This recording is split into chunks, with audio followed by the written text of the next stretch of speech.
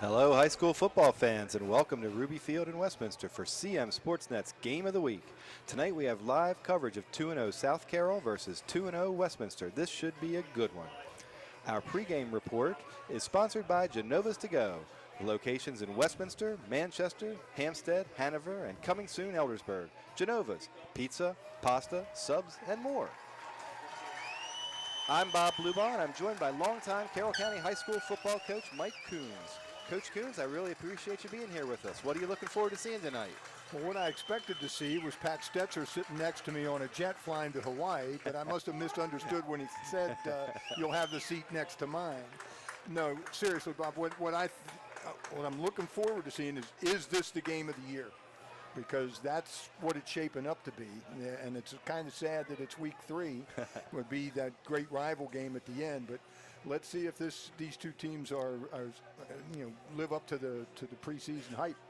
Should be a good one. We got to see Westminster coming on the field, and we're going to Pat Stetzer, before he did, our colleague Pat Stetzer, before he left for Hawaii, he did get out to Westminster and South Carroll this week to interview both coaches. So we're going to go, first we're going to hear from Coach Mike Kraus in Winfield. And he also talked to Westminster coach Chris Bassler this week. We've got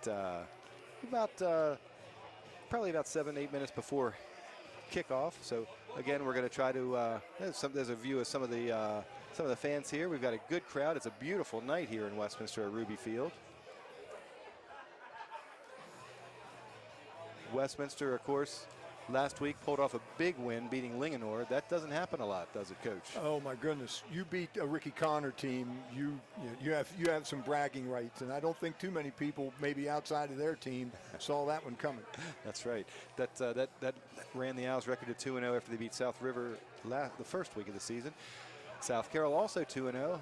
They rolled past Brunswick in the first week, and then last week they just got past Northeast, so they're 2-0. But these have clearly been the two best teams in the county the past 3 years. I believe they're 34-7 the past 3 seasons. And, of course, South Carroll went all the way to the state finals last year at Annapolis, and Westminster came up just short, losing in the state quarters. Well, as we said off air, I mean, with the tip of the hat and deference to Liberty High School, who is going to be a strong football team as well. This would be a great end of the season matchup. The Brunswick team that South Carroll rolled on was a resurgent program. They were coming back, and they just got pasted by the Cavaliers. You see the captains out on the field for the opening coin toss, and some of the players that you're seeing right now are going to be some of the keys to tonight's game. Number 2, you can see from Westminster, Kyrese Walker. He's had a heck of a first 2 games. And number 5 for South Carroll is their quarterback counterpart, Carter Mazalewski.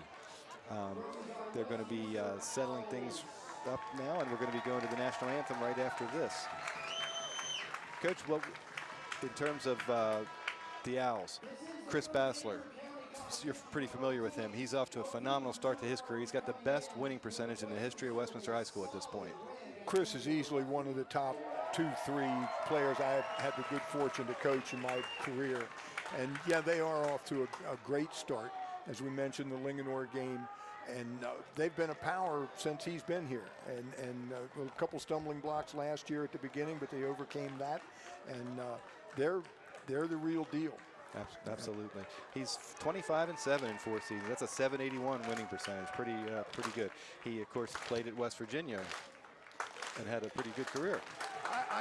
He did have a good career, and a little bit of misfortune here and there. I mean, he'd get to a position where he was about to start, and there'd be an injury or that sort of thing. But a tremendous opportunity for him to play under Coach Trickett, the guru of offensive line coaching.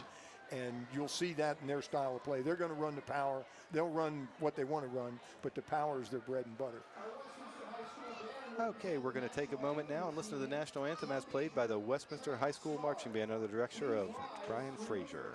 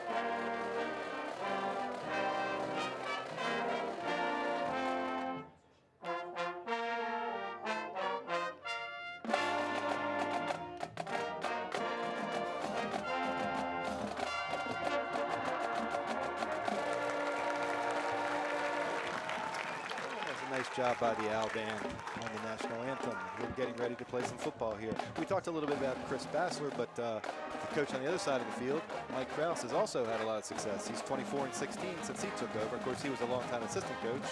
You know Mike as well. Absolutely. Again, Carroll County stalwart, some semi-pro background, has coached with several of the coaches in the county, including some of the ones I'm currently coaching with.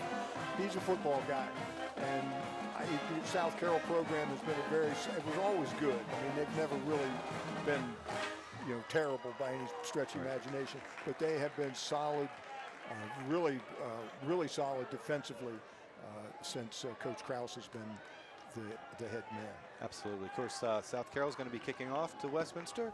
Coach, did you like to get the ball first? Most teams, and I'm no different, if you win the toss, you defer, and unless you're really an offensive powerhouse, you'd probably rather have the ball in the second half. That lets you see what they're going to do offensively first, and you know what you have to do in the second half. But if you are very confident in your offense, you're going to want to put them on the field first. Absolutely, and we're kicking it off. Looks like Keandre Grooms is going to take the football, and he's returned about 15 yards. The Owls are across the 30-yard line, and they'll be taking over right there. About the 32, it looks like.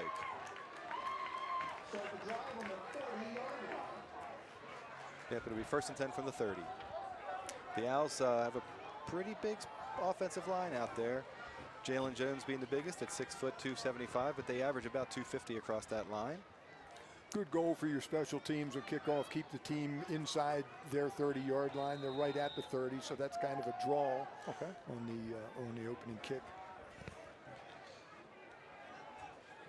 Kyrese Walker had 3 touchdowns passing and 3 rushing last week, so we're going to be paying a lot of attention to him tonight. He's dropping back, wasting no time. Beautiful pass, number 10. That's Mason Fisher. Of course, he was the leading receiver in the county last year, and he's off to another great start this year with 10 receptions after 2 games. And the Owls came out in trips to the right, tight end to the left, and then threw the ball to the left. It's one of the things, if you put trips one way, you're kind of guaranteeing that you're going to get man-to-man coverage on the other side. And they went with that. I'm surprised to see him throwing first down, to be honest. I mean, the stats reveal a reverse of what I expected from these teams. This time he's sprinting out and throwing again looking for Mason Fisher, incomplete. A year ago, Fisher led the county with 42 catches for 1,205 yards, so it's a good idea to get him the ball. He's explosive. He can score pretty much any time he touches the ball. We have a flag down in the area generally reserved for holding. I mean, you go with your kids' skills. I mean, I know Chris likes to run power football, but if you have this quality of kid and you know he can get on the edge and throw the ball, then you're going to throw the ball. Sure. So that's a 10-yard loss there. Actually, all the way back to the 20, so they lost 15 on that one. So it's going to still be 2nd down, and now we're going to have 2nd and 20. Already into another passing situation. Kyrese Walker set to, and there's a time. Nope, sorry. Kyrese Walker set to take the snap. Fakes running up the middle, and he's hit hard. That ball's going to be incomplete. And they were going for the fade, the deep fade. They had a guy streaking down the sideline, and that's who he was looking for. But just didn't have enough time, the pressure from the Cavs front. That's, again, I mean, one of the things, you ask me what I expect. I expect South Carroll to play very strong defense. So the Owls come in here with a lot of offensive numbers. So it's strength on strength. Exactly. South Carroll's got some really good defensive numbers. They've only given up 9 points combined in the first 2 games this year. So now it's 3rd down and 20. Difficult one to pick up here, but we'll see what Kyrese can do. Quick hitter to Keandre Grooms, and South Carroll smells it out. That's a pretty good first defensive possession, I would say, for the Cavs. Absolutely. And again, the Owls go 3 receivers one side, not all spread out in the traditional trips, and one wide guy back this way. And as I said earlier, I mean, that guarantees them, almost guarantees them of getting man-to-man coverage on this backside. All right, the Owls are going to be punting for the first time tonight. Their first drive ends without getting them any yardage, and South Carroll setting up just past midfield. Pretty good punt. It gets a great bounce for the Owls, and they're just going to let it drive all the way to the 35-yard line. That's where number 32, Raekwon Warfield, covers it, and South Carroll will be taking over for their first set of downs. And I don't know if Coach Seaman's following us tonight, but that's one of his and mine pet bugaboos. Field the kick. Field the kick. I mean, you field that kick, you gain 10 yards. You don't even have to return it. And, you know, they just got himself in a situation where the ball played him and gained, you know, I mean, basically when you punt, you're exchanging the ball for field position, and gave the Owls 10 more yards of field position. Right, exactly. South Carroll takes over. Carter Mazalewski at quarterback, A.J. Rodriguez deep in the backfield. Rodriguez led the county in rushing a year ago. We should see a lot of him today. And he gets the ball on the first carry over the left side and makes the most out of it. And he is gonna be gone. That's gonna be a 62-yard touchdown for number 1, A.J. Rodriguez. He was never touched, was he, Coach? They never laid a glove on him. Never laid a glove on him. Off tackle he goes. And again, you know, you see South Carroll in a lot of spread formation looks, but they're going to run the ball. Yeah, here's watching a replay of it, and absolutely got a great hole there. And look at that burst. He runs away from Westminster at this point. Absolutely. Never touched, untouched, first play of the game. I've had that experience this year at the JV level on a much longer play, and believe me, it's disheartening to say the least. Well, that is an impressive start for South Carroll. The defense comes out and shuts them down, and then one play, and it's 6-0, and they're going to try to make it 7-0 with a point after right here. Ryan Corrado. Kick is up, and it's good, and it's 7-0 South Carroll. We're 2 minutes and 1 second into the first quarter, and this is not probably what a pretty big crowd here at Ruby Field expected. You don't want to be in a situation where you're in scramble mode early on, and I'm not saying that the Owls are. I mean, they'll have to maintain their composure, understand that it is only one play, and they're back in it with one play. But I'm sure that was a stunner. Would you have liked to seen Westminster come out that way and try to keep the ball on the ground a little bit more and start off and try to get some positive gains? Not for me to say. I mean, they're going with what they feel their strengths are. I mean, they think they can get that ball on the edge and get it thrown up the field. And yeah, I'm sure they wish they'd have kept the ball a little longer now. We've got Mason Fisher and Keondae Grooms back deep again. Again, the kickoff coming from the 40-yard line. This time 7-0, a second kickoff already. To speak to your point, though, Bob, it'll be interesting to see how they respond now. Are they going to come out and keep throwing, or are they going to try and control the ball a little bit? Fisher takes the ball at the 5-yard line. He's out to the 20, to the 25, to the 30, and again, pretty good job. That's a tough assignment to bring him down, and he stopped at about the 33, almost kept him within that 30 you were talking about. Yes, they won't be displeased with that, particularly now with 7-point lead. And again, to your point, it'll be interesting to see how the Owls come out now. Absolutely. They're going 2 receivers each side, so they're still spread out all over the field. South Carroll pretty amped up after this start. They're back in the shotgun again, and Kyrese Walker takes the snap. This time they do hand off to Keondae Grooms. He goes around, bounces off of one tackle, and he doesn't get anywhere. Good tackling. Number 21 for South Carroll, Michael Pizzuto, was all over it. But they had several players there really going to the ball well. Early to say, but South Carroll's defense right now is the story. Absolutely. And that's they were the story last year when they went undefeated during the regular season. So far this year, they're allowing 1.4 yards per carry. Fisher goes in motion. And another handoff to Grooms. This one up the middle. And again, South Carroll has it sniffed out. Maybe gets a yard or two. You saw a lot of window dressing there, 4 wides, guys going in motion. I thought they were almost in danger of not having 7 men on the line of scrimmage. Looked like they had 5 men in the backfield, but that's, tough angle from here. Sure. All right, we got another third down, another 3rd and long. 3rd and 8 for Westminster. They're trying to get their first down of the night. Again, the shotgun formation. We've got 2 wide receivers out to the left. This time he rolls to his left, and look at this. Number 26 for South Carroll. Nate Bohr is all over him. There is a flag on the play, though. It's going to be intentional grounding. I mean, the intentional grounding rules are not as liberal in high school as they are in college and the pros, and there was no receiver. Right. And they'll be punting again. South Carroll all over. Kyrese has not had really the time to throw down the field at all, and that's not a good situation when you've got 3rd and long. Again, hats off to Cavalier defense. They play like this the whole game, and this could not be the game I anticipated, or anybody anticipated for that matter. So far, South Carroll has been the story, and that was the same as last year. They were the best defense in the county last year, and kind of carrying it over this year, I guess. They shut out Brunswick in the first week and gave up only 9 points last week. They've kept the deep stuff covered, and they've shut off the run, and there's not too many more options. So Westminster punting for a 2nd time. This time from the ball on the 16.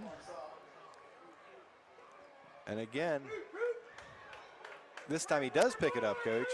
And to your point, he got about 5 yards back that time. Yeah, he did. I was afraid he was going to let that one roll on by as well. And that was Jackson Strelzik. Might see him in the passing game later, too. So South Carroll already with the second suspension. There's 8 minutes and 28 seconds left in the first quarter. Cavs up on the Owls 7-0. And South Carroll will be taking over a really good field position at the 45. Their own 45. This is where stuff like time of possession becomes meaningless, because the Owls have had the ball for 3.5 minutes, and the Cavs have had it for 3.5 seconds. That's about how long it took for him to go 62 yards. And here he goes, same situation here. And Rodriguez cuts inside, cuts back outside, and gets close to 1st down yardage. Tremendous vision by A.J. Rodriguez. Just picking and dancing his way through there. There was a crowd. He just found his way through it. Right. Yeah, 10 more for A.J., and that does give them gives them a 1st down. So Cardo Mazalewski hasn't had to throw it yet. He's got a couple coming out right to the right. And 1st and 10 from the Owls 45.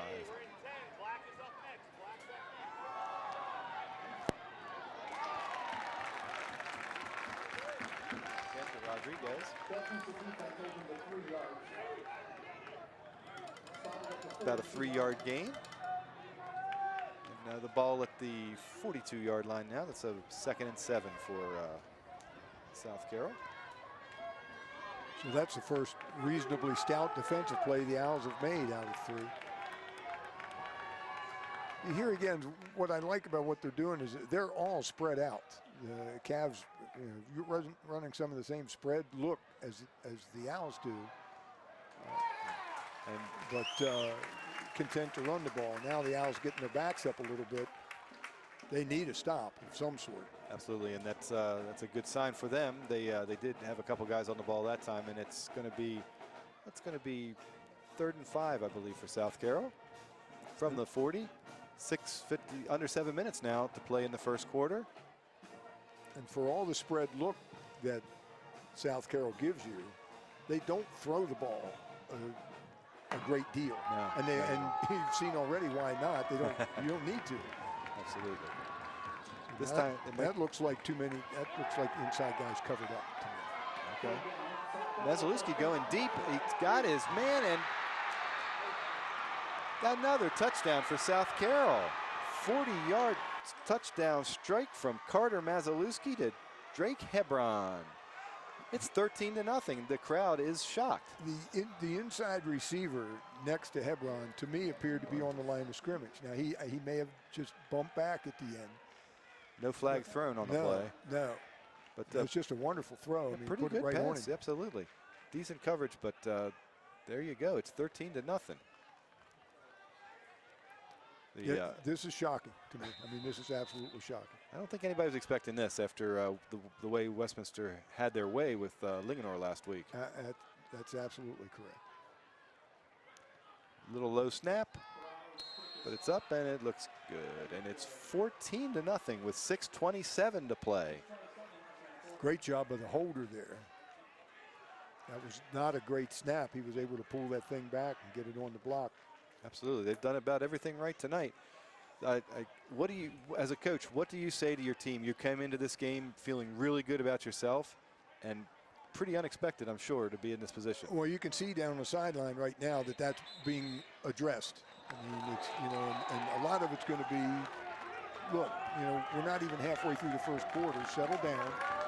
We have lots of time, but we can't keep making egregious errors. We can't, let guys run off tackle untouched. We can't let people get behind us on deep passes. I mean, pretty fundamental stuff in the secondary.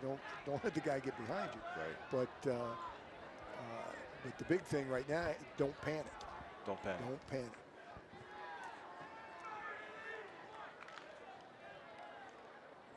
So South Carroll kicking off for the third time already. We haven't even reached the midpoint of the first quarter.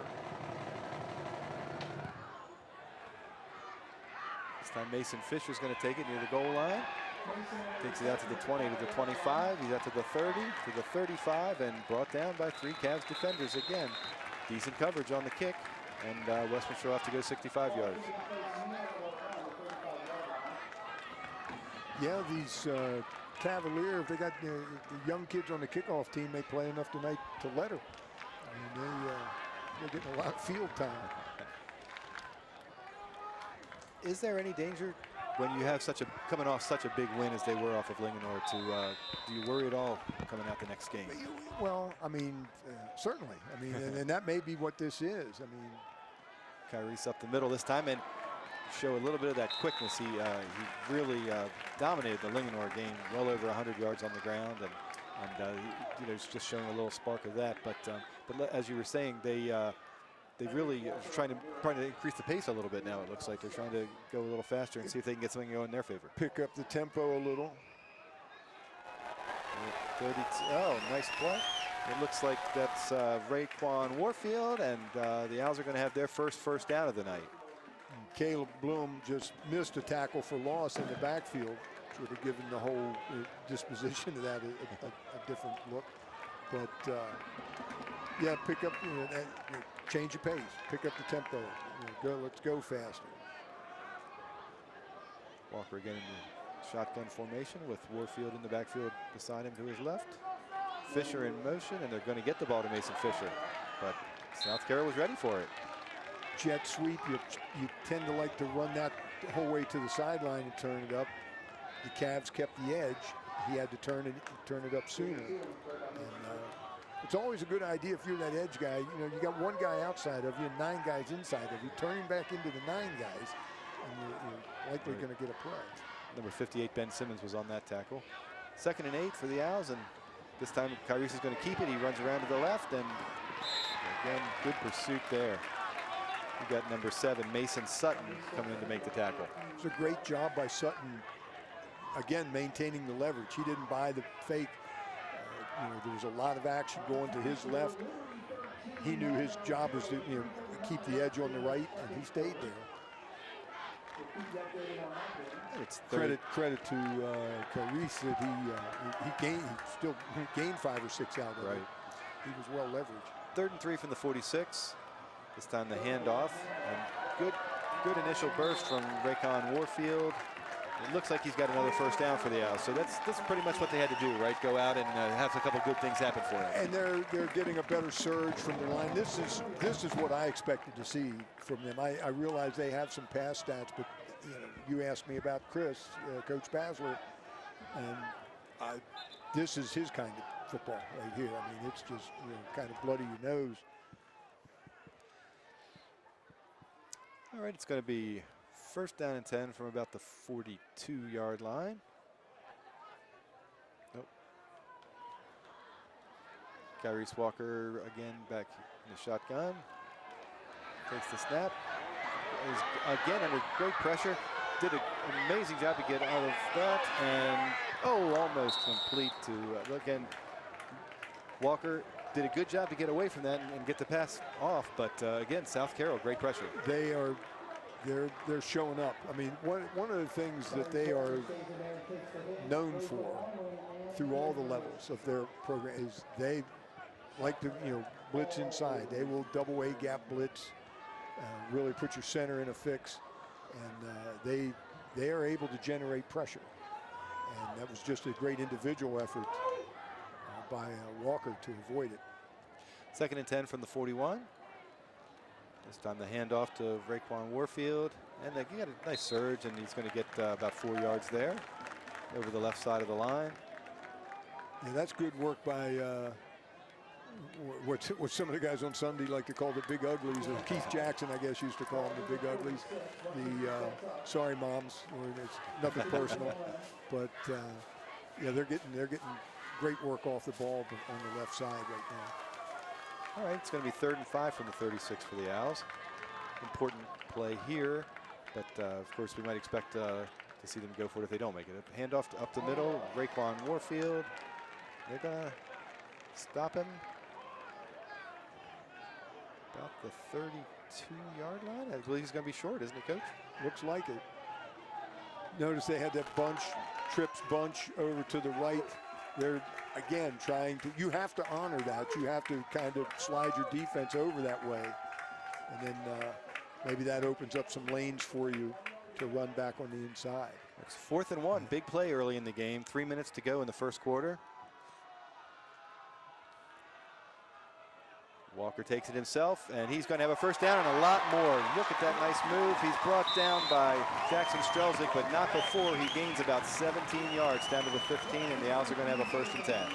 And again, by putting the 3 wides out, now you can play 7-on-7, 8-on-8, whatever you want to call it.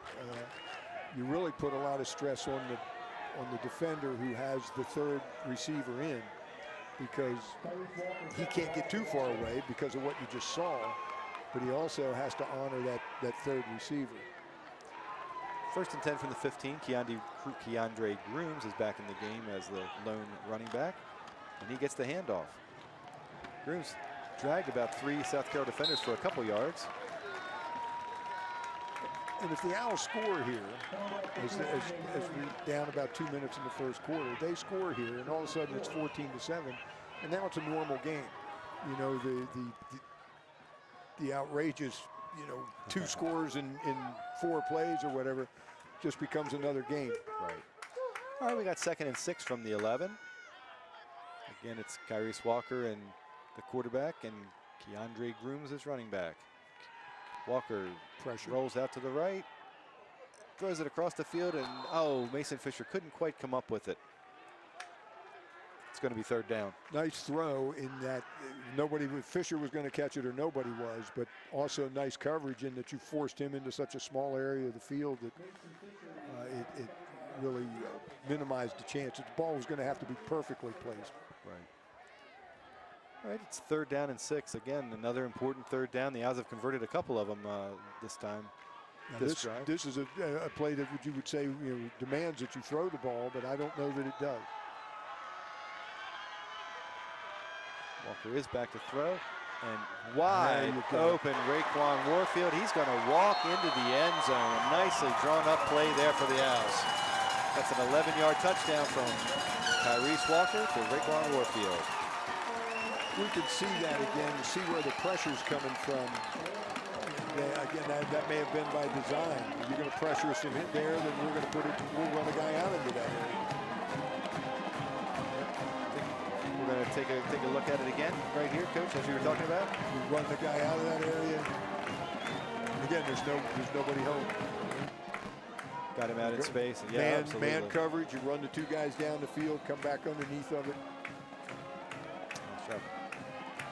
And the extra point up, and it is good. That's Owen Harris on the extra point, and the Owls have pulled within 14-7 here at Westminster's Ruby Field. So we're heading to the end of the first quarter, and it's a game. Right. And that's exactly what they had to do there. This anything but that, and the game could have been threatening to get out of control a little bit. And we saw the meeting down here around the 30 after the second score, and that's, I'm sure, exactly what was discussed.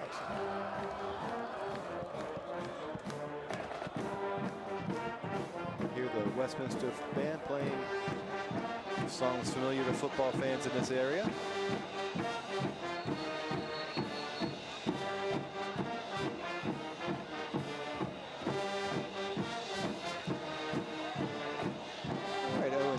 Going to be kicking it off from the 40.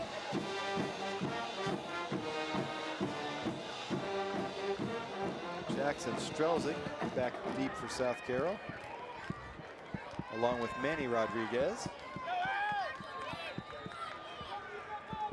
Here's the kickoff, 1:37 to play. Rodriguez lets the ball bounce, but number 24, Manny Rodriguez, takes it, and he is tackled right away. They don't even make it to the 20. That's good coverage on special teams. That's outstanding coverage. You put them, the proverbial long field, short field, you put them on a long field. Now, of course, the Cavs have already shown that they can shorten the field pretty quickly. South Carroll had good field position the first two times they touched the ball, and they struck long plays, 62-yard touchdown run by A.J. Rodriguez and a 40-yard pass to Drake Hebron. So now, for the first time, they find themselves back at their own 20-yard line. Rodriguez still in the backfield, the lone Cavalier in the backfield, and we have 1st and 10 from the 20. 1:25 to go in the first quarter. You see the three-man bunch down here now from the Cavs. And again, do not throw it a ton. Another handoff to Rodriguez, and again, he's got room out to the right side. Looks like another first down for him. Again, you force the defense to be unbalanced. They have to have more people to this side of the field because you do. And one thing you tell kids all the time is there's only 11 of them. They can only put them so many places. But you have to honor the places they put them. And you come back against it. The Owls showed in their last drive that they could control the line of scrimmage offensively. So the Cavs would like to come back and demonstrate that when they have the ball, they control the line of scrimmage. Okay, they called it a 9-yard gain, but now they're. What's going on, Coach? Do you think they're going to measure this? No, they're calling it a first down. Now they are calling it a first down. Okay. All right, so we're going to have a 1st and 10. That's another 10-yard run. I mean, they have just churned up run yardage. He's got 85 yards already in the first quarter for AJ. That's on pace for a 350-yard game. You don't see a lot of those. No, you don't. But you do see a lot of yards for AJ Rodriguez. He led, as I said, he led the county last year in rushing with 1,182 yards and 18 touchdowns. Already has 6 rushing touchdowns this year. They have not thrown a touchdown pass. Well, that time Westminster was ready for him. I don't know if he was trying to read that and pull it, or whether the Owls just got in and destroyed the mesh point. Right. Looked like linebacker Matt Heath might have been in on that tackle. So that went nowhere. Under a minute to play in the first quarter, and the Cavaliers are facing 2nd down and 10.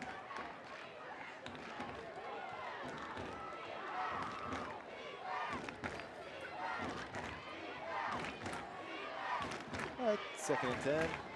Mazalewski back ready to take the snap. Drops back to throw his 2nd pass of the game, and it's going to be too high. Incomplete, and it's going to be 3rd down for the Cavs, 3rd and long. Not the situation they want to be in.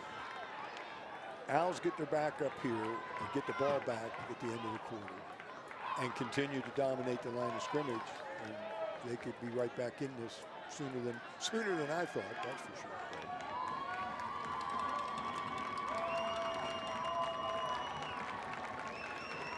Bringing the play in, it's 3rd down and 10 from the 30. 30.9 seconds to go in the first quarter, and the crowd is finally starting to get into it now, recognizing an important point of the game. They need to get this snap. Gets the snap off. He's got a lot of time to throw. Now he's rolling out to his right. Mazalewski's just going to throw it away, and the Owls did what they were supposed to do.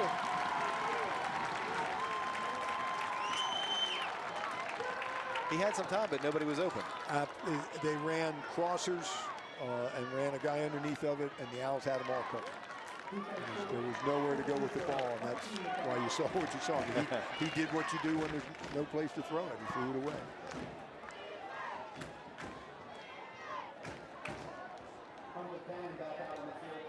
All right, it's going to be first and it's 4th and 10, and it's time for a punt for South Carroll. First time they've punted today. Low punt, and that's going to go out of bounds. That's a win for the Owls right there. They're going to get the ball at midfield. Looks like it's right at midfield. 15.6 seconds left in the first quarter. The Owls defense with a good series there after giving up big plays the first 2 times. Yeah, they have to be feeling a little better. And now we'll see if the Owls offense can build on what they did last time. First and 10 from the 50. Fisher in motion, but the handoff. Oh, nice tackle there by South Carroll number 2, Caleb Blum. Dropped him for no gain at all. And that looks like it's going to be the last play of the first quarter. It's first 2 weeks, 2-0, and defense is kind of the calling card, which it has been for a Mike Krause coach South Carroll team. How pleased are you with how the Cavs have handled the first 2 weeks of the football season? It's been a pretty good flow for the first 2 weeks. I think that the defense is ahead of the offense a little bit just because of what we do. But I've been pleased with the effort and the abilities that we've got on our guys out there. South Carroll Westminster this week been playing this rivalry for a long time, more than 50 years. You've been around for not all of them, but many of them, and I have as well. What's it like to prepare for the Westminster game every year? Well, we call it Blue Week, so it means a lot to us here at SC. It's a big rivalry, and we're expected to go out and play our best and hopefully come out on top. What's the keys to the game in order to be 3-0 and beat Westminster, your rivals? What's it going to take for South Carroll to win this coming week? Well, they're big, they're fast, and they're a well-coached team by Coach Bassler. So we're going to have to play near perfect game, manage the football game, limit the number of times that they have the football, and hopefully come out on top. Appreciate your time, Coach. Good luck this week.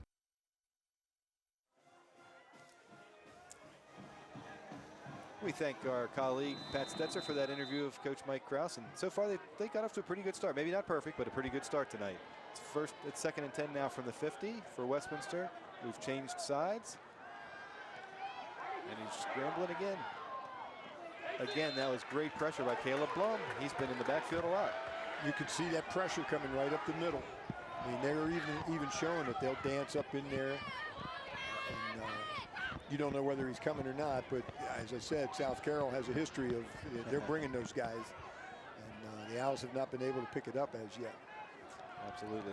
And Caleb Blum has been one of their better defenders so far this season. He's 2nd on the team with 14 tackles, and now it's going to be 3rd and 10 from the 50.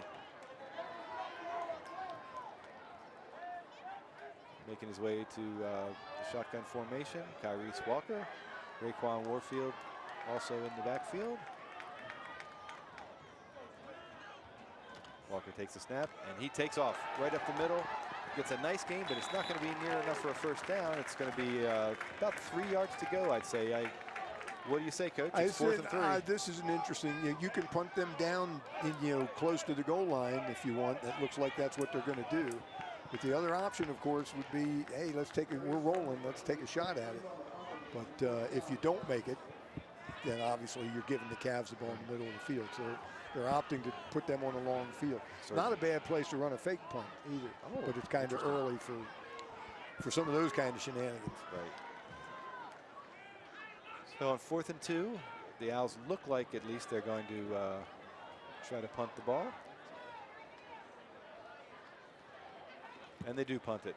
It's a booming kick heading for the end zone, and yeah, they're going to be out at the 20. Too booming. It's only going to be 22 yards net. Right. So that's a tough call. You've got such an exciting and talented quarterback as Kyrese Walker. 2 yards to go on 4th down, but obviously coach decided he wanted to give it back to let his defense try to do the job. I like that decision at this point in the game. I don't like the punt, the execution of the punt.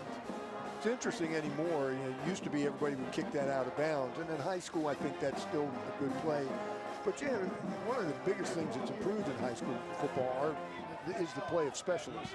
When you see 40, 50-yard field goals, you see field goals in JV games. Very unusual.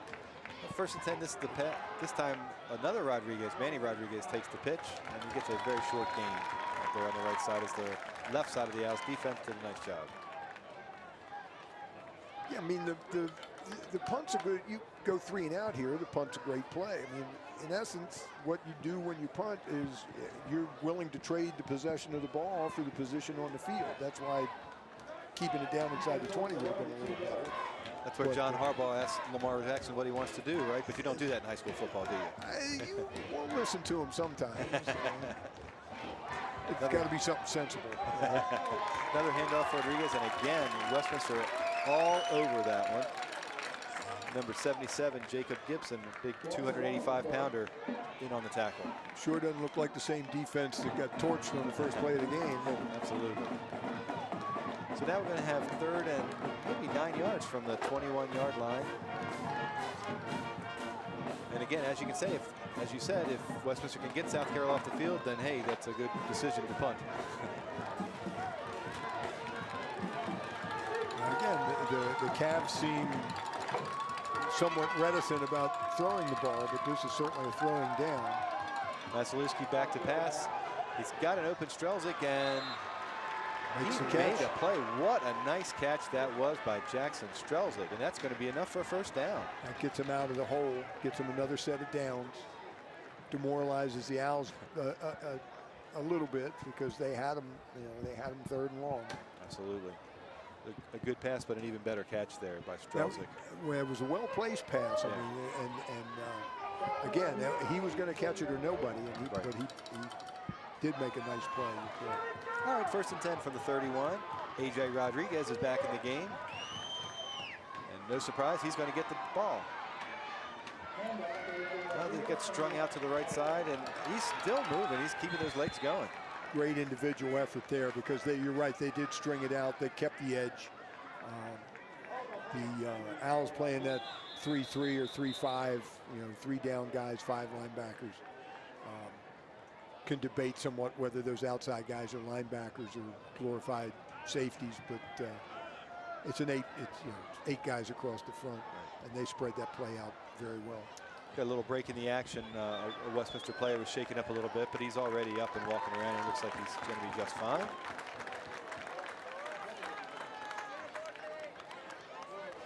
Now the game is what I thought it would be.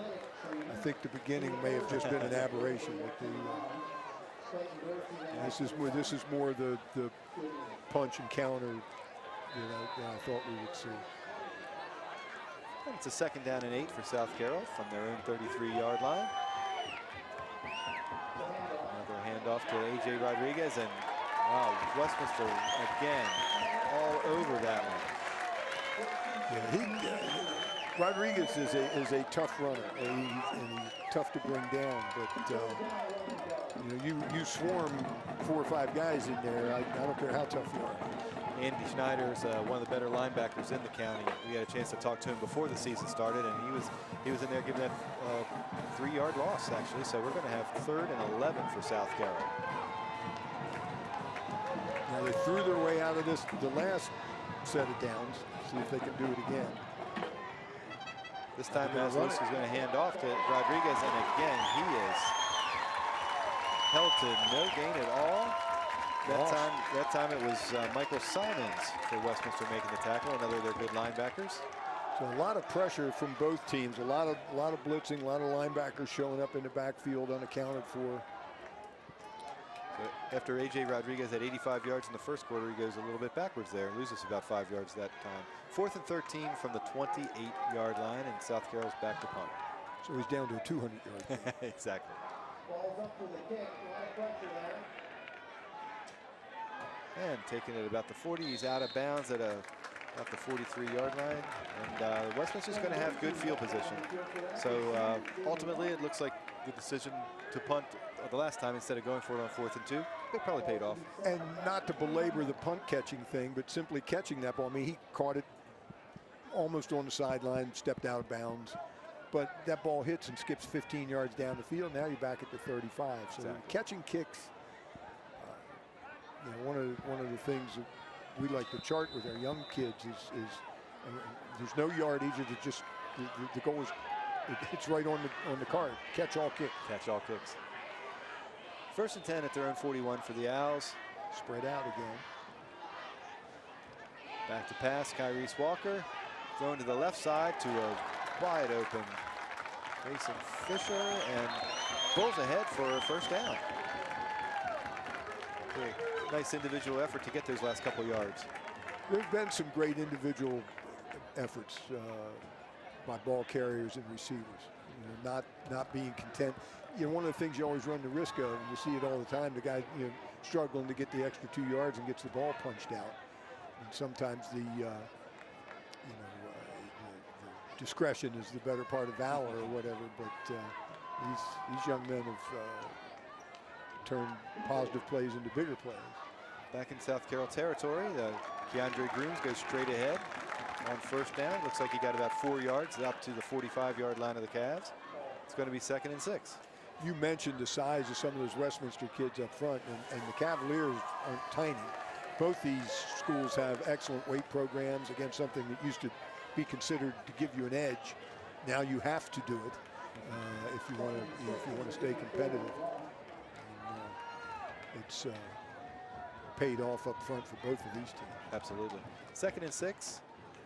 Again, Fisher the man in motion. Kyrese Walker takes it and goes straight up the middle. Hit initially, but makes a good play. Nice gain, about another 1st down for Westminster. Kyrese Walker doing it by himself there. It's a couple of interesting running styles. Rodriguez, he gets hit and he's just gonna bull, and get the couple extra yards. Walker's a little bit more, I mean, he gets hit, but he tends to minimize. You mentioned Lamar Jackson earlier. He doesn't take any hard hits and manages to spin and turn 6 yards into 12. 1st and 10 at the 35 now of South Carroll. Another good drive, 14-7. The Cavaliers lead with the Owls driving. And again, Kyrese Walker calls his own number and gets out to the left side for another nice gain. Steps out of bounds, doesn't take a hit at all that time.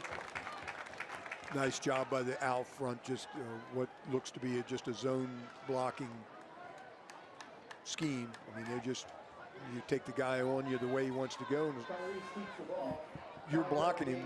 It doesn't matter if you take him right or left. I mean, certainly you would like to take him downward, but you block him wherever he wants to go and let the running back pick the openings.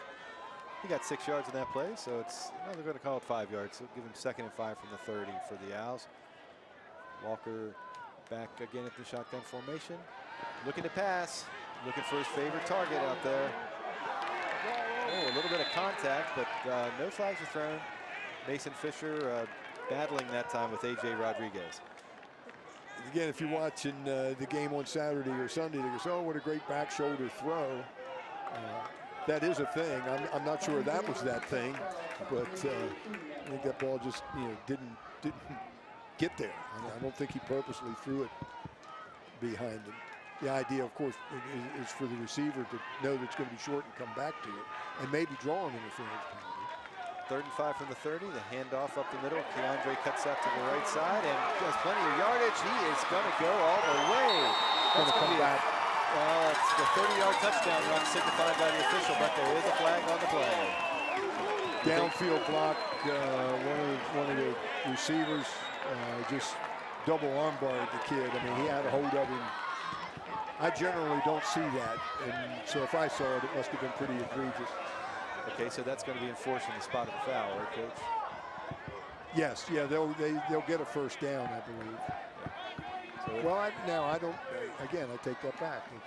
If the penalty brings it back behind the stick, no, it'll be a 1st down again.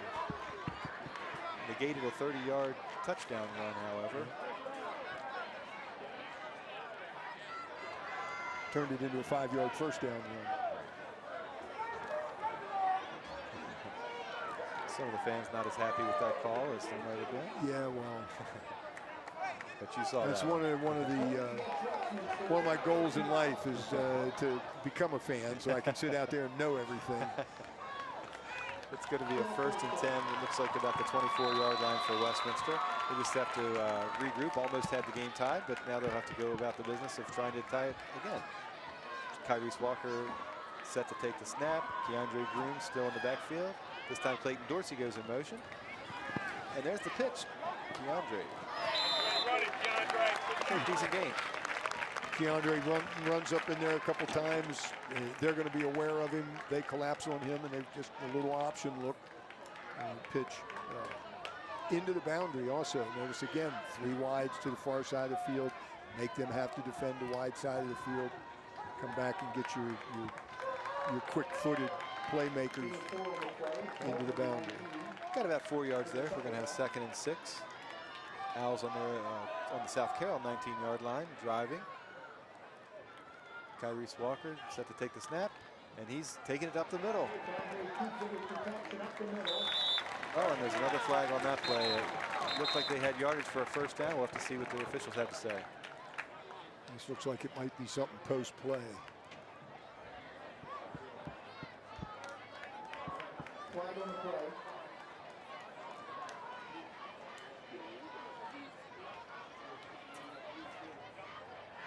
Oh, head contact to the head.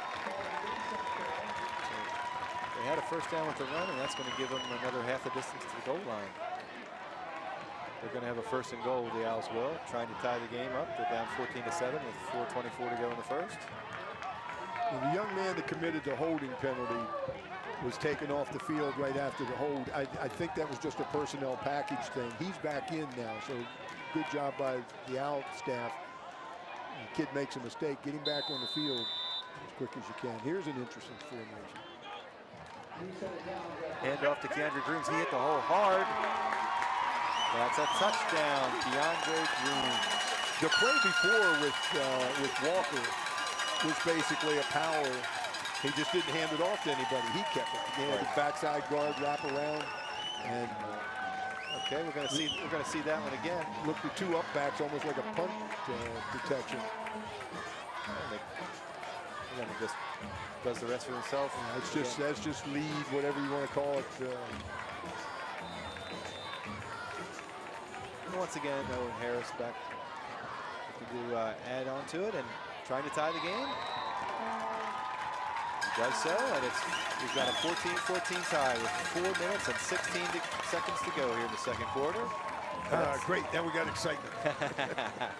So South Carroll's not going to blow them out. No. As it looked after the 35-0 halftime lead did not materialize. We thought we'd have a good one tonight, and it looks like we sure do. Nice job by Westminster, falling behind like that early, 14-0, regrouping, not panicking, and keep your composure and come back and do. I think the throwing the ball around early was something. Hey, let's take a shot at it. We have this, we have that.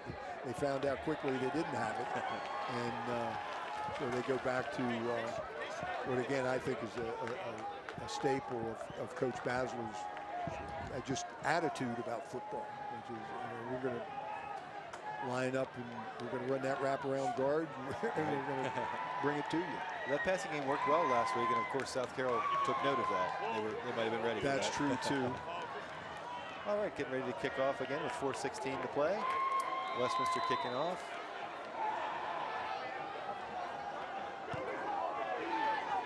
And A.J. Rodriguez gets under it.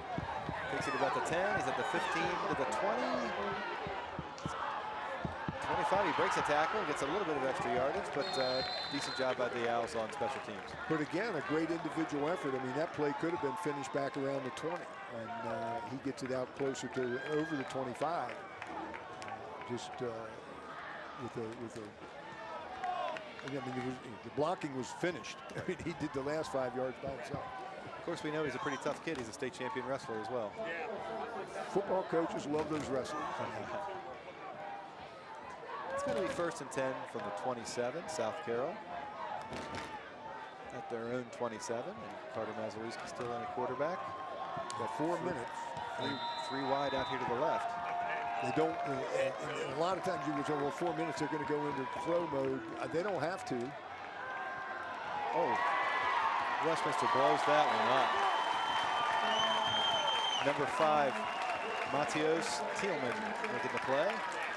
Yeah, I think they saw that one a couple times in practice during the week. Yeah, they were ready for that one. Lost a couple yards there. It's going to be 2nd and 13 for South Carroll. I guess it's important for South Carroll to try to make a first down and not give Westminster the ball back right away. Absolutely. You don't want to go 3 and out here. The Owls have shown, much like the Cavs did early, that they can get up and down the field quickly running the ball. 2nd and 13 from the 24. Hands off. Rodriguez made the first man miss, but there's just nowhere to go. And when that first man came back, he didn't give up on it. That was pressure off the edge. Yeah, like the Cavs like that pressure on the inside. The Owls have been bringing pressure off the edges. The Owls, both effectively. The Owls are going to call a timeout here. They want to get the ball back. They sense it's obviously it's 3rd and long for South Carroll. They're ready to try to get them off the field and get the ball back and try to get the lead going into halftime. And they're getting an earful right now about, understand where the sticks are, understand the situation. It's 3rd and 16. And if they throw it underneath, you can tackle them and they'll have to punt. Don't let anything over your head. No dumb penalties. So you've made that speech a few times. Recently. Unfortunately, when we were making it the other night, it was after a dumb penalty. But all right. Perpetrator shall remain nameless. But he knows who he is. All right, South Carroll's on their own 20-yard line. They're going to have about a 3rd and 16 or 17 to go. And again, Westminster just trying to keep them in front of those sticks, trying to stop them short and get the ball back before the end of the half. 3:07 to play before halftime. Mazeluski in the shotgun. Takes the snap. He's going to roll to his right, looking to pass. He does hit. Well, completed pass, but again, nice job by Westminster. Jackson Zaransky on the tackle. Tried to go with a little bootleg action there. Hope you catch the Owls leaning the wrong way. They did not. Short gain, but it's going to be 4th down and long, and South Carroll's going to be punting with 2:56 to go. And again, Westminster takes a timeout. They've used 2 of their timeouts. They still have 1 to go, but they have plenty of time with their quick strike offense. Yes, they do. Yes, they do.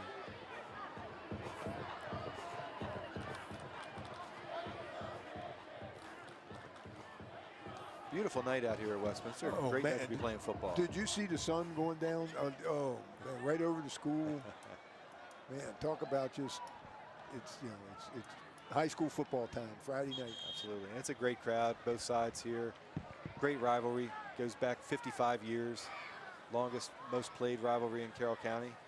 These two teams were playing when the Beatles were still together. I coached in one of those back in the late 70s. 4th and 13, low snap, but he does get the punt off. It's a low punt. It's going to hit the ground and bounce straight up in the air.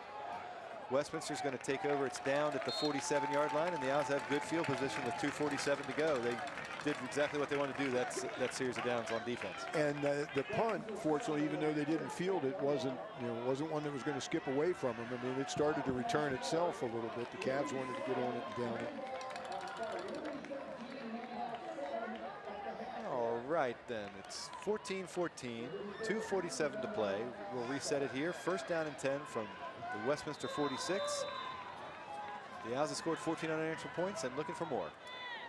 You can expect to see stuff on the sideline, sweeps, whatnot, so you can get out of bounds. Handoff up the middle. And Raekwon Warfield's not going to go too far. He gets a short gain. Actually, he gets about 6 yards there, so it's going to be 2nd and 4. That's the other thing that both these teams have done. Plays that look like they're not such a much.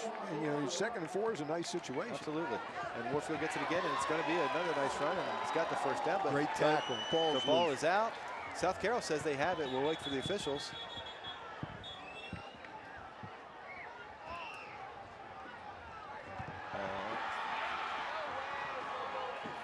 And South Carroll does have the football.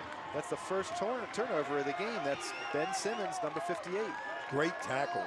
I mean, it was just a decleater. I mean, he took the kid on shoulder pads to sternum and just took his feet off the ground. And just like that, everything's turned completely. Now South Carroll's got 2 minutes and 18 seconds to go, and they're thinking about trying to get the lead going into halftime. And they have already demonstrated quick strike ability. Absolutely. Albeit on the ground, but well, they threw a 40-yard touchdown pass. They did hit a long one too. That's not their forte. Absolutely right. First down play. Oh, first time we've seen Maslewski take it himself, and he gets a decent 7-8-yard gain. Fake the jet sweep, and bring that Z or wing back, whatever, across. Put the ball in his belly, pull it out. The quarterback keeps it. You get everybody chasing that guy on the sweep. Open up lanes on the inside. They gave him about 6 yards on the play, so it's going to be 2nd down and 4. Clock still running. Down under 2 minutes to go now. South Carroll has all 3 of their timeouts if they'd like to use them, but first they're going to want to get a first down here. They're pretty obviously not in panic mode. I mean, they're looking at 100 seconds as an opportunity to run a bunch of plays. Same play. Didn't work quite as well that time. Got maybe a yard, and it's going to be 3rd and 3. Now ultimately, do you bring him across there, put it in his belly, pull it out, and then throw the ball? Getting everybody to jump up on that inside play. Cavaliers taking their time now. They'll base what they do going forward on whether they can make this first down or not. Yes. 3rd down and 3 from their own 48. I really like. I'm sure some of their fans are going nuts right now, but I like their very cool-headed approach to this. Well, we just got a free first down, and they got the clock to stop. Again, no dumb penalties. That just jumping off sides is one of those that make coaches old. That'll give them a first down and put them into Westminster territory. The 48, the clock has started. There's 48 seconds. South Carroll is not in any hurry, it doesn't seem like, and still, again, with three timeouts.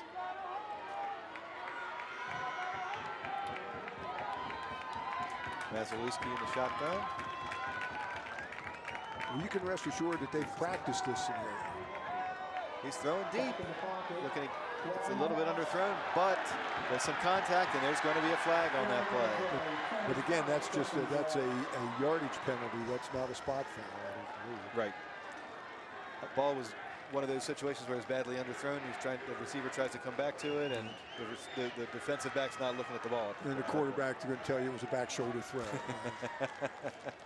Whatever it was, it earned him another first down.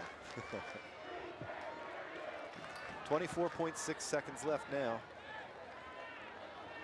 The interference penalty against the Owls called. So after a pretty clean first half, the Owls have a fumble and then a couple of penalties, costly penalties here on defense. Back-to-back penalties. South Carroll's going to try to make them pay for that. They're going to be taken over here with a first down. And it looks like inside the 35 to the Owls' 33-yard line. Yeah, I'm really surprised they've used this much of the clock. I don't know that they've, again, left themselves enough time, and 2 seconds could be enough for them. First and 10, 24 seconds to go. Roll out to the right, Carter Maslewski. He's got an open receiver, but he's throwing it out of bounds. It's going to be second down, 18.2 seconds to go on the 33. Probably need to get some more yardage to get into field goal range. Yeah, if that's what they're thinking, they're going to have to.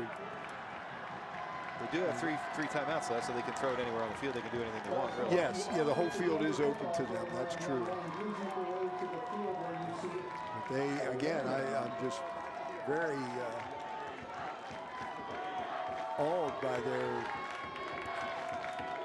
composure. They're just very nonplussed by the whole situation. Maslewski drops back, fakes a throw. Now he rolls to his right. He's got his man, a big hit, but holds on to it. Nice job by Hebron. And that was not the design of the play. That Enron was a short out route, and when he saw trouble, he just peeled away. Here's we'll take another look at it here. He's set up for a screen. And now he goes. Maybe that was by design. But that's pretty slick if it was. Well, it looked like they had good communication. Yes. Yeah, I mean, he looked back. Yeah, I don't think they intended to throw a screen pass, so that might have been a look and go. Got 8.7 seconds left. It's going to be at the 10-yard line, and this time South Carroll coach Mike Krause does call a timeout. Going to be trying to, I guess you figure on trying to make 2 plays here? High school, one for sure. I mean, assuming that the field goal's in play. Right, I say the danger here is to string the play out, have too long of a play, and not be able to get any points. Or get caught in the backfield. Right. I mean, that's right. They do. You would still get 2, but right. They do have 2 timeouts left, but take a shot at the end zone. Oh, absolutely, yeah. Here, I mean, I have to assume they're close enough to kick a field goal if they want to. So why not throw it in the end zone? All right, big play here. 8.7 seconds left. It's first down at the 10-yard line. Mazalewski, the quarterback. A.J. Rodriguez in the backfield. Tie game, and Cavs hoping to go into halftime with a lead. Mazalewski takes a snap, drops back. He's looking in the end zone. He throws, but that's going to be incomplete. Now you're down to 3.2 seconds left, and looks like the field goal unit's coming on the field. Yes, it is. Well, again, I mean, they make the field goal, and that was a well-conceived and well-executed drive. Ryan Corrado come on the field to try to give the Cavs a 17-14 lead. And again, one of the things about high school, anyway, they practice this. I mean, they practiced that drive before. And young kids, the younger teams practice it. Corrado has 1 field goal already this year. And looks like it's going to be about a 27-yard kick. Kick is up. It's got enough distance. And it's good. How about that? Time runs out. It's 17-14. South Carroll takes the lead over Westminster at halftime. Turnover up top here was crucial. That flipped everything. South Carroll had Westminster had the ball with 2 minutes left. It looked like they were driving to try to take the lead, and the next thing you know, South Carroll, with a little bit of help from Westminster, does end up taking the lead. Just again, a very, very composed field goal drive. Well, that was quite a first half here at Ruby Field. Thanks again for joining us for CMSportsNet's Game of the Week. Our halftime report is sponsored by Genova's To Go. Locations in Westminster, Manchester, Hampstead, Hanover, and coming soon to Eldersburg. Genova's Pizza, pasta, subs, and more. So, some observations, Coach. The South Carroll came out, really struck very quickly. 2 long plays to take a 14-0 lead. Westminster looked like they were beside themselves, but they regrouped. They didn't panic. They got back in the game. They tied it up, and they looked like they were going on top. And then they do make a couple mistakes there at the end of the half. The not panicking piece, Bob, I think has been important for both teams. By the Owls going down early. I mean, the game started out like it was the game from Mars or something. Then it returned to Earth about the middle of the first quarter. But again, not to belabor it, but we saw the big confab down here. Coach Basler called the entire team, not just the offense or the defense. The entire team met down here, and had their come to reason meeting, and came out and improved tremendously just by keeping their composure, the composure of the Cavs. That's pretty amazing stuff for 16, 17-year-old kids. Who will have a tendency to be a little hyper, but neither team showed any real stress. They just kept doing what they do, and gave us a really nice first half of football. Absolutely. All right, Westminster's marching band is coming out on the field. They're going to do their performance, but first let's take a look at some of the first half highlights. Here's Westminster when they tied the game up. Keandre Groom's running.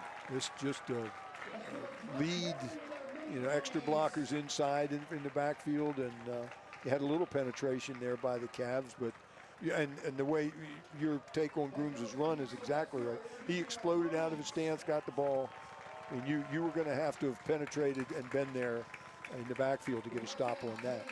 He was rolling.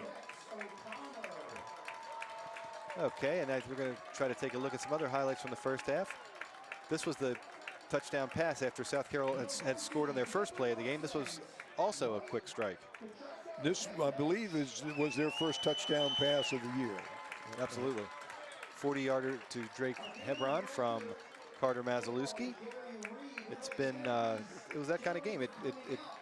South Carroll went out to that 14-0 lead. The Owls came back to tie it, and of course now it's 17-14. As we look at Westminster's marching band going out on the field, we're going to try to take a look at some more first half highlights. So the Owls get the ball in the second half, correct? Correct. I mean, they kicked off at the beginning. So. Okay.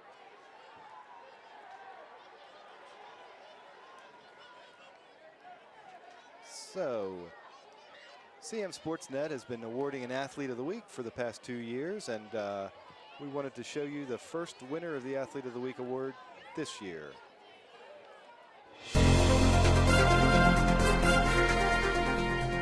The CMSportsNet Athlete of the Week is sponsored by Genova's To Go. Locations in Westminster, Manchester, Hampstead, Hanover, and coming soon, Eldersburg. Genova's, pizza, pasta, subs, and more. This week's Athlete of the Week, Kyrese Walker, quarterback of Westminster High School. Kyrese threw for over 200 yards, ran for over 160 yards, scored 3 touchdowns on the ground, threw 3 touchdowns in the air, and the Owls win against Linganore. Kyrese, I know you guys had a good start in week 1. Tell me about what that was like playing at Linganore against a tough customer in week 2 and really taking it to them, 44-28. You know, that game, we took a lot of preparation. We had a great 4 practices that led up to a big win. You know, I don't think we could have won that game without those 4 practices because those mean a lot. And, you know, the offensive line, the receivers, everybody came together as a group, and we all knew we was going to win that game. Nobody left without thinking different. The ability to put the ball on the ground and through the air as well. I know that you can do that, doing that well so far. How much have you worked to be that all-around quarterback, that Lamar Jackson, that Josh Allen type of guy who can make moves with his legs and his arm? I've been working my whole life, like, to be here, and I've been working the whole summer. Even last summer, I was working at quarterback, you know, and this is just my role. So yeah. How's the transition been? You were a receiver last year for the most part, and then you, like you said, been working for basically a whole year to become the quarterback. What was that work? How much work did you put in there, and how's the transition been to become that receiver to the QB? I feel like receiver actually helped me a lot to be a better quarterback because being a receiver, you can see the field from a different perspective and from a quarterback perspective. And I went to a lot of camps, trained with a lot of people over the off season just to get me better and improve everything I can. And I'm still improving right now. So. How much fun have these 2 weeks been for you guys? Like, really good season last year, 8 wins, got to the state quarterfinals, but to be 2-0 here after 2 weeks, how much fun are the Owls having right now in football? I mean, it feels good to be 2-0. Coming off of 0-4 last season, I just feel like everybody is together this year and like nobody's won, like we're all a team. So. All right, Kyrese, congratulations on Athlete of the Week and good luck the rest of the season. Thanks. Want more local sports coverage? Be sure to like us on Facebook and subscribe to our YouTube.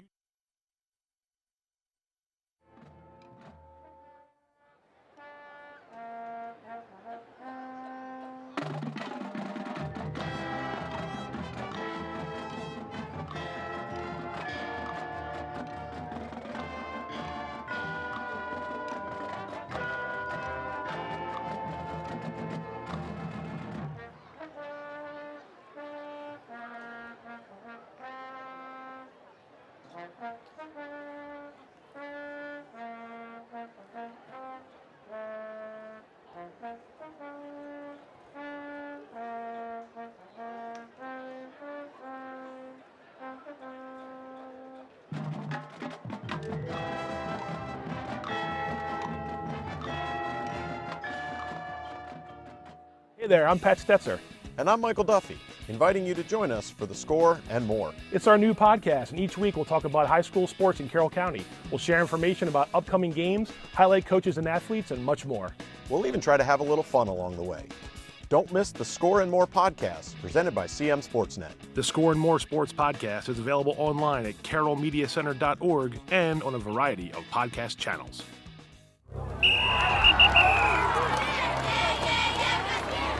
That's picked off by touchdown. Hi, I'm Mike Preston of the Community Media Center. We're going to give you front row seats of highlights of Carroll County football. And we're going to take you behind the scenes. We're going to give you a front row seat. We're going to take you places that no one else can take you. But we need your help. We're looking for volunteers to help us cover the game. If you have a passion for the sport and are willing to learn, we want to hear from you. You can bring high school football to every screen in Carroll County. Some of the best plays in football happen right here, and you can be a part of it. Contact us today and find out how you can help us capture some of the best plays in the game. Are you ready to join the team?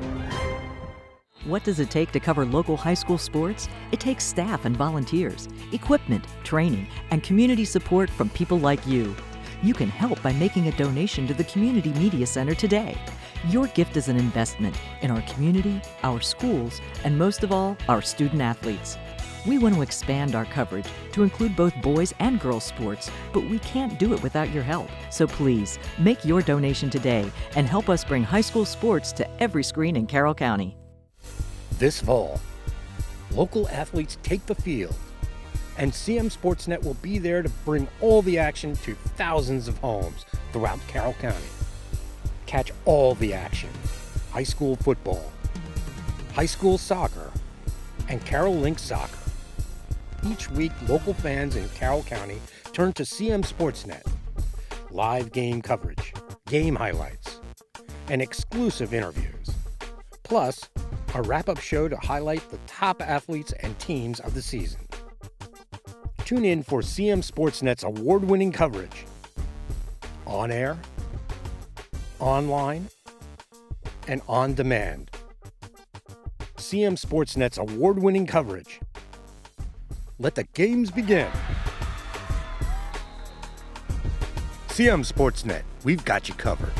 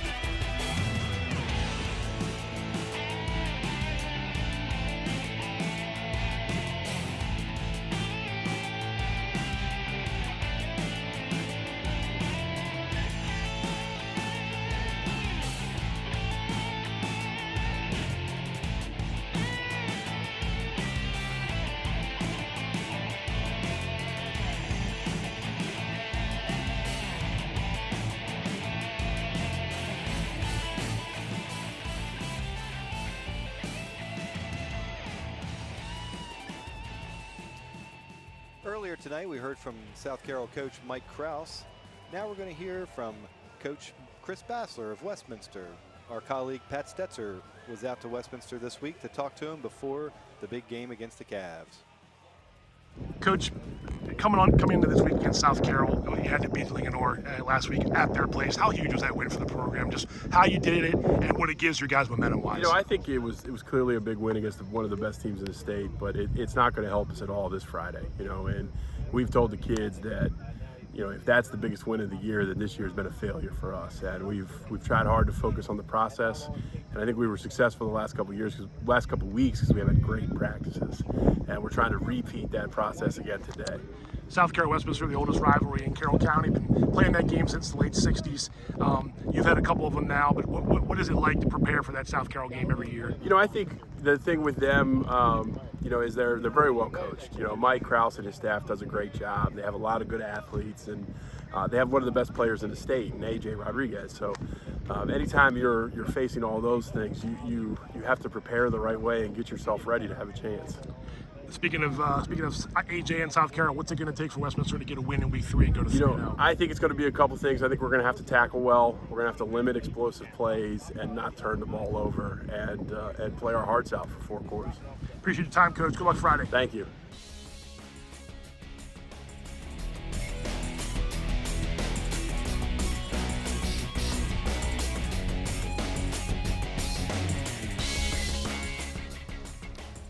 We're back for the second half out here at Ruby Field. The teams are out on the field. It's a 17-14 South Carroll lead. Coach, what impressed you the most about the first half?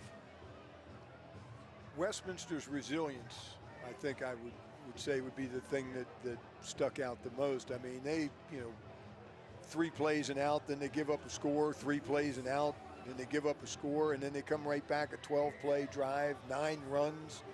And they, kind of look, let's forget about slinging it all over the place. Let's do what we do. They get a 4 and out. They go 3 and out. They weather a little bit of a South Carroll, and then they come back with a 9-play, 7 runs drive to tie the game up.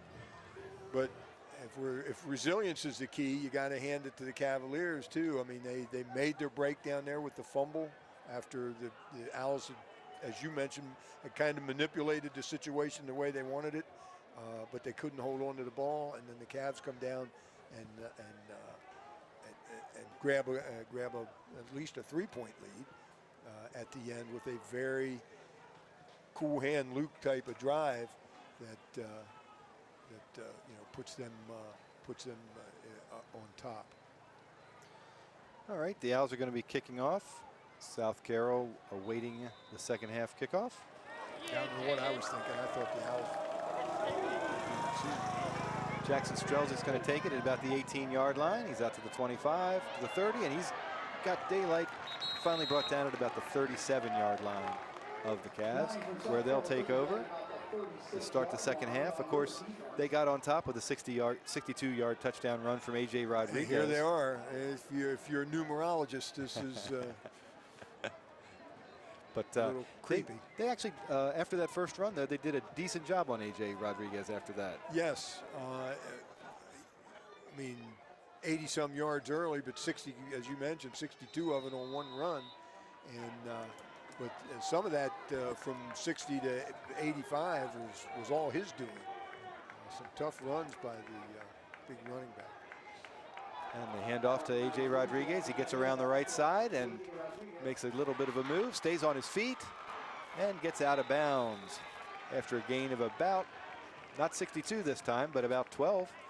He has a very nice ability to make people miss. I mean, he beats them to the edge. And then as they recover, he's going to get the edge on his own. Now here come 2 guys, and he just gives them that little hip turn, and he got 7 more yards of that on his own. It's a first down and 10. A lot of first down 10-yard runs by the Cavs. Right at midfield. South Carroll, of course, they scored a field goal just before halftime, and there's a little inside handoff. Stopped well by Westminster defense that time. Again, another way to run that jet sweep. And the interesting part with that, too, is because he tossed it forward, if you fumble it, it's an incomplete pass. Got 2 yards on that one, Strelzik did. Technically, that's a pass, I think. Oh, good point. Good point.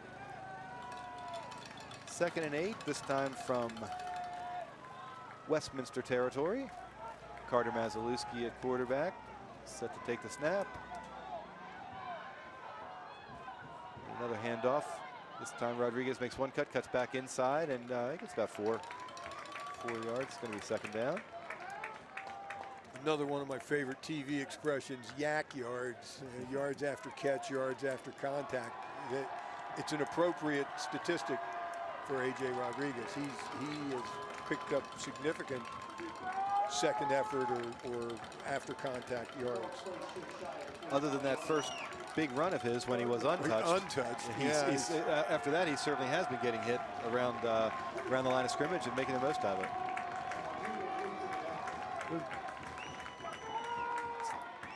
Third down and 5. Mazalewski with a little razzle-dazzle, an inside handoff, but it's going to be just short, I do believe. Wonderful counterplay, well executed. At least 2 of the Owls never saw the ball as it went by them. They had their eyes somewhere else in one of the previous fakes. Caleb Blum, more known for his defense, but he got the carry on that occasion, got a couple of yards, and it's a 4th and short, very short 1 yard. Looks like they're going to go for it. Well, they're going to think about it. They're going to think about it. Yeah, that was a nicely executed. This is the official taking. Oh, I'm sorry. Yes, they're going to measure and see if maybe they got a first down there. All right. But just a very well executed counterplay. A lot of times, with stuff like that, you'll ask kids to do something that they think's a little silly. And it was a very exaggerated handling of the ball. And, it's like on punts. When you're going to run a fake punt, you tell your punter, we want you to act like it went over your head. And, they're 15, 16, and, it's like you asked them to be in a play or something. They don't want to do that. But it is part of the ruse of the play. If you get one kid looking in the backfield at the exaggerated handoff or the punter turned around running, maybe that's the place that it opens up. I mean, that's part of the fun of play design and whatnot. Coach Krause must have asked for that one. And it turns out for good reason, as they did get a first down on that. Initially, it was marked short. But instead of having to worry about a 4th down decision, it's another first down for South Carroll. So 4 plays, 2 first downs, all on the ground. So they've don't know how much it was discussed at halftime, but I mean, they're not a particularly throwing team to begin with, so this is more their style. First and 10 on the 40-yard line, under 10 minutes to go here in the 3rd quarter. It's just interesting with all the spread look that they give you, that they do not throw the ball more than they do. Could that be setting something up? Yeah, and I also think it's, just they're going to be smart and do what they're good at. Sure. Mazalewski bulls forward, gets a few yards. I mean, it would be a heck of a statement after scoring on 2 long plays. You come out and do kind of what the Owls did. You just chomp down the field here 5, 6, 8, 10 at a time. And again, as you like to hear on Saturdays and Sundays, the linemen love this. I mean, this is their time. There's nothing pretty about it. I'm going to line up and beat my guy. Right. 2nd and 7, handoff up the middle. No, nice cutback again. Rodriguez on the carry. He just does some neat things. I mean, he does that little jump cut. He'll take his offhand and kind of guide the tackler on by him. He's pretty much his advertising. Got a couple yards there. We got a 3rd and 5. South Carroll. 8:30 to go here in the 3rd quarter. And down here, I'm sure this is 4-down territory for them. I mean, they're inside the 35, so not going to punt it. Too long for a field goal. So they'll get 2 cracks at this. Mazalewski fakes the handoff to Strelzig, takes it ahead himself. He's not going to have enough for the first down this time, I don't believe. So we got 4th and 2. And again, that's just a power play with the quarterback keeping it. You know, I'm sure they have some tag name or designation for the quarterback to keep the ball. Generally, that's a play you would hand the ball off, and he would follow the guard, cut up field behind the guard's block. It's just a quarterback doing it. Eliminates a handoff, so less chance to fumble. Clearly, they were thinking there might be a 4-down territory, and they are. It's 4th and 3 from the 33. Mazalewski's carried the ball a lot more the last 2 quarters after not carrying it in the first. Trying to get him to jump. He didn't jump. Takes the snap, hands off. They stoned him, I think. Good job. It's going to be interesting. Westminster initially did a great job. Forced it forward, and no, they did not get enough. A nice job by that Westminster defense there, stopping him on 4th and 3rd. Yes, it was. That's kind of a statement defensive play right there. All right, you've been stuffing it down our throat, and we get our backs up and stop you on 4th and short. Eight play drive, all on the ground, and the Owls get to stop. Let's take a look at that one. Nice job by the entire Westminster defense. Yeah, they just showed up big there. I mean, they filled gaps and brought people and just stoned him before he could get going. Exactly. And Westminster takes over for the first time here in the second half. Kyrie Walker, the quarterback. Keandre Grooms in the backfield. And this time the inside handoff to Mason Fisher, who's got plenty of speed if he can get to the outside, but strung out, he gets a couple of yards. Nice job by the blockers on the edge, getting everybody turned in to give him the outside lane. Got about 7 yards on that one. Yeah, you love calling plays on 2nd and 3. The whole playbook's open to you here. 2nd down and 3. Yeah, you could take a shot here. Sure. I don't think they will. I think this has become a game about who's tougher. And nice move by Keandre Grooms. He's got plenty for the first down. He's very excited after that run, the first down run for Keandre Grooms. You got to take it easy with some of that stuff. Going to see that one again.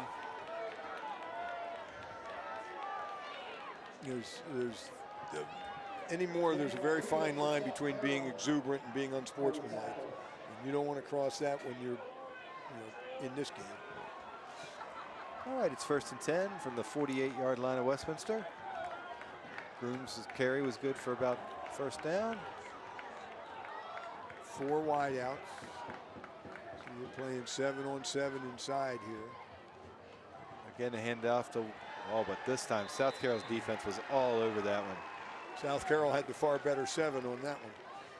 Number 51, Gennaro Marchani, I believe, was in on that tackle. That lost a few yards. Going to be 2nd and 12. Kyrie Walker, you heard from him at halftime. He was our athlete of the week for that big game that he had against Linganore. 3 touchdowns on the ground and 3 touchdowns through the air. The Owls quarterback, he's a junior. Look at the Cavs. Nobody with their hand in the dirt. Walker thrown deep, but a little miscommunication that time with his receiver. And it's going to be 3rd and long. I think the miscommunication was, I'm about to get hammered. And that was an interesting look. 7, 8 guys up on the line of scrimmage. Everybody darting in and out. Nobody with their hand down. They have some. They're doing a kind of a Jimmy Johnson thing up here. I mean, they got kids. They're big enough kids. I mean, they're D linemen, but they sure look for all the world like they're linebackers. And that's some speed. See, now they're more conventional look. 3rd and 12 from the 46, but the Owls are going to call a timeout and talk about it. They're starting to. They're getting some looks that they want to make sure they get straightened out. 6:02, about halfway through this 3rd quarter. No score yet in this half after South Carroll led at halftime 17-14.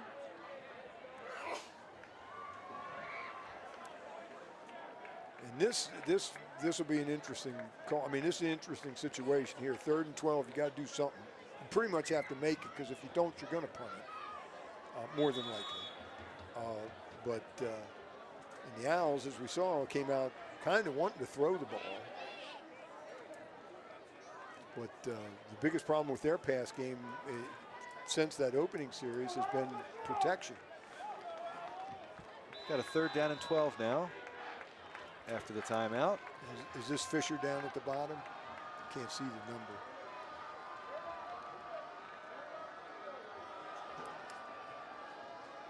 Dropping back, Kyrese Walker's looking deep. He's got a man open, but he's overthrown him just a bit, and it's going to be 4th down. They were certainly not just going for 1st down there, they were going for everything. I like the matchup they had down here at the bottom because you know it's one-on-one. You just run that kid down the sideline. And he did. I mean, that wasn't who he threw it to. I mean, went to the middle of the field. As you said, he did. I mean, he had a step. So the Owls are going to be forced to punt on 4th and 12. South Carroll defense did its job after the Owls defense did such a nice job on the first series of the second half. Snaps a little off. Punt is up, and they're going to let it bounce. South Carroll's going to get relatively good field position after the short punt. They'll take over at their own 32. Talked about punting earlier. Again, in big, well, probably all college programs anymore, and certainly in the pros, nobody coffin corner kicks it. I mean, that dates me. I'm certainly from the 60s or whatever, but they do that end over end kick, try to hit it inside the 5 and have it check up down there so you can down it. And that's a skill you don't see with a lot of high school kids. And the handoff again to A.J. Rodriguez. He steps over a man. He's got some daylight. Finally brought down, but not before he gains about another 10 yards. Whatever you want to call it, field presence, vision, finishing the run. A.J. has all that. I mean, he just he's making yards where you don't, where a lesser running back's not going to make those yards. Right. He's over 100 yards on the night. They called that one 9 yards. He's going to be 2nd and 1 for South Carroll. How many times have they gotten 9 or 10 on 1st down? Absolutely. Good situation to be in. 5 minutes to play here in the 3rd quarter. Carter Mazalewski, the quarterback for the Cavaliers. Fakes the handoff to AJ this time. Connects with his man and a missed tackle. Nice job, number 21, Michael Pizzuto. There is a flag on the play. That was a nice gain. Yes. Here we'll see it again on replay. Nice design too. He was the motion guy, and he runs across and he's loose. It looked like he was going to be taken down right away, but he breaks that tackle and gains another 15 yards. Is that looked like a block in the back to me, but I've given up guessing the penalty unless I actually see it.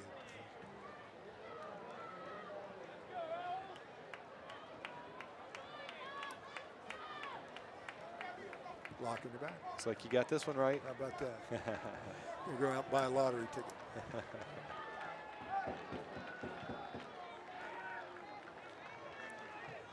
So it's still a 1st down, but not quite as far down the field as they thought they were going to be. The Cavaliers be on the Westminster 48-yard line after that conversion.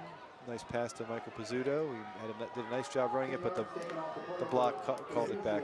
Lost a little bit of yards. You like the fact that their kids are still working upfield, but you again, the exuberance gets you in trouble sometimes. You can't hit people in the back. Cavs have played pretty clean, though. No turnovers and a few penalties. That's correct. Absolutely right. Again, Mazalewski. Good yardage this time. And again, 8 or 9 on 1st down. They've done that all night long. I mean, and that the last time it was interesting that they had 2nd and 1, and that's as you said, a play caller's delight. You got the whole playbook's open. Take a shot there. Now they didn't take a tremendous downfield shot, but they did throw the ball, and they may do it again here. 2nd and 1 again. He was brought down by Clayton Dorsey. Does a good job on both sides of the ball for the Owls, wide receiver and defensive back. It's interesting. They should feel pretty good about their ability to throw here because they can run the next play. But then again, they didn't make the 4th down, so they might just run it here. They do throw the ball. Jackson Strelzik, the screen, makes a move, and I believe he's got enough for a 1st down.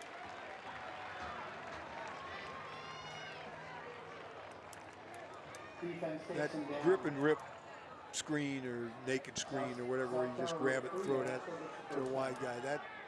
That's a thing now. And boy, I tell you what, though, if somebody sniffs that out just a second ahead of time, they'll be running up to Hoffman's to get ice cream because you're not going to catch him.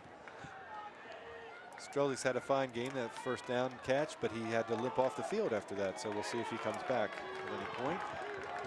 3 minutes to go here in the 3rd quarter. Quick quarter, man. Yeah, absolutely. Clock is running with all these running plays. 1st and 10 for South Carroll at the 37. Another handoff. He's brought down quickly this time. Nice job by Michael Simons. He's been on a bunch of tackles tonight. Yeah, nice job. They've done a nice job with their pressure.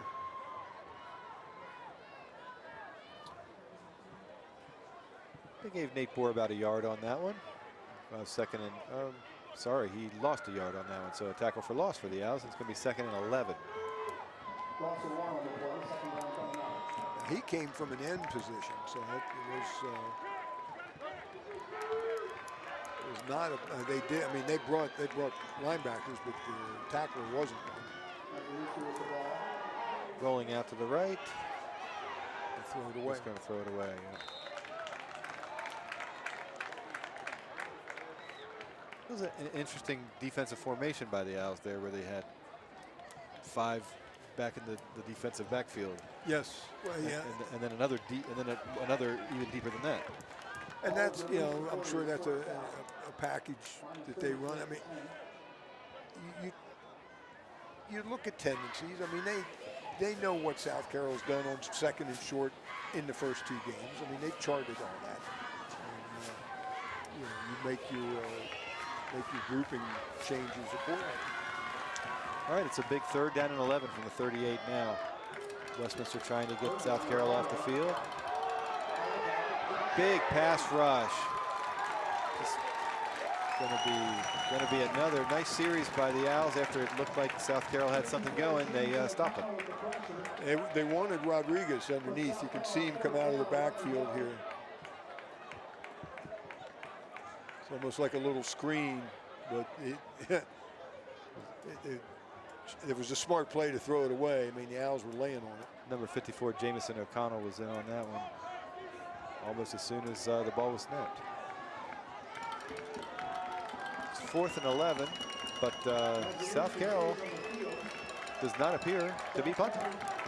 They're going to go for it here at the Owls 38. Yeah, I was going to say, they're in the 30s. Maslewski takes a snap, looking to pass, throws across the middle.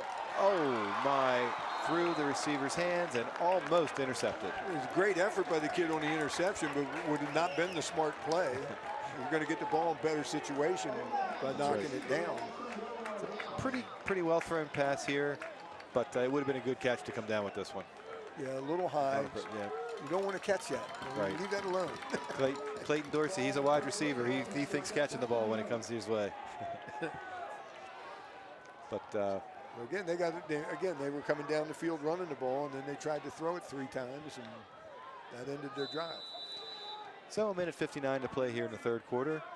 Westminster still trails South Carroll 17-14, but they take over with the 1st and 10 at their own 38. I think this matchup down at the bottom something's going to happen eventually. Kyrese Walker sprinting out to the left, but South Carroll does a nice job stringing him out and sending him out of bounds. Michael Pizzuto, again, we've called his number 21, several times tonight. Loss of 4, it looks like, for Kyrese Walker on that play. He hasn't really, as much yardage as he gained last week, he hasn't really gotten it going today. Whatever their plan for him was, it's working to great effect. The junior quarterback came in with 237 yards on the ground after 2 weeks. Not tonight, South Carroll says. again in the backfield. Walker shows his elusivity, gets away from about 3 tacklers, but still nowhere to go. Yeah, I mean, certainly the plays are coming in from the sideline, but might be asking him to do a little too much right now.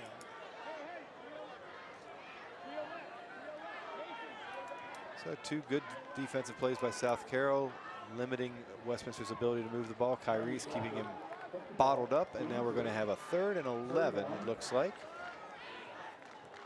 South Carroll, minute 14 to play in the 3rd quarter. Still leads 17-14. No changes here in the 3rd. Again, they see him walking up in the A-gaps. Walker dropping back. He's going deep again, and he's got Mason Fisher wide open. Fisher is not going to be caught. 65-yard touchdown pass. Kyrie's Walker to Mason Fisher, and for the first time tonight, Westminster is on top. Yeah, that was a nice throw and catch. You can see that right here. Going to come out for the top of the screen.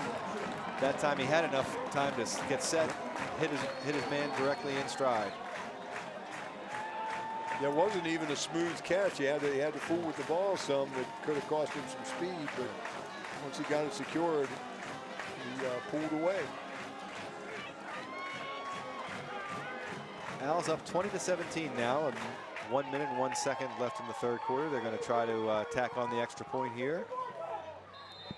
Owen Harris, the place kicker. It's up.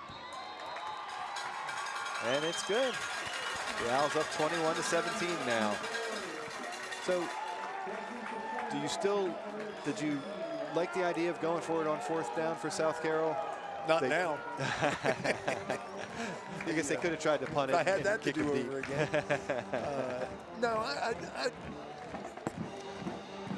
No, I didn't think it was an awful call. Right. An awful decision. Sure. I don't know about the call per se, but I mean, we talked about it earlier in the game. They punt there, you put the Owls down on the 10, but you're feeling pretty good about your run game at least. I mean, I'm starting to grasp why they don't throw the ball more. And it's not that they're terrible at it. It just hasn't worked out for them that much, other than the one they hit early. Big play there for Westminster to take the lead in the game, and they're going to be kicking off with 1 minute and 1 second left here in the 3rd. Sometimes you get a little cute, I mean, the screen pass that was covered and all that kind of stuff. Oh, nice move. He just gets a little more than we expected there. Nice job by Petrucci. So now we'll see what South Carroll can do after falling behind. Westminster showed what they could do. They fell behind 14-0. They fell behind 17-14. Each time they came back. This time the Owls have the 4-point lead, and it's South Carroll's turn to see what they can do. See if they can keep their composure. And again, they've just their first down run production has been phenomenal. A.J. Rodriguez again, the lone running back on the field. 2 receivers on each side. First down and 10.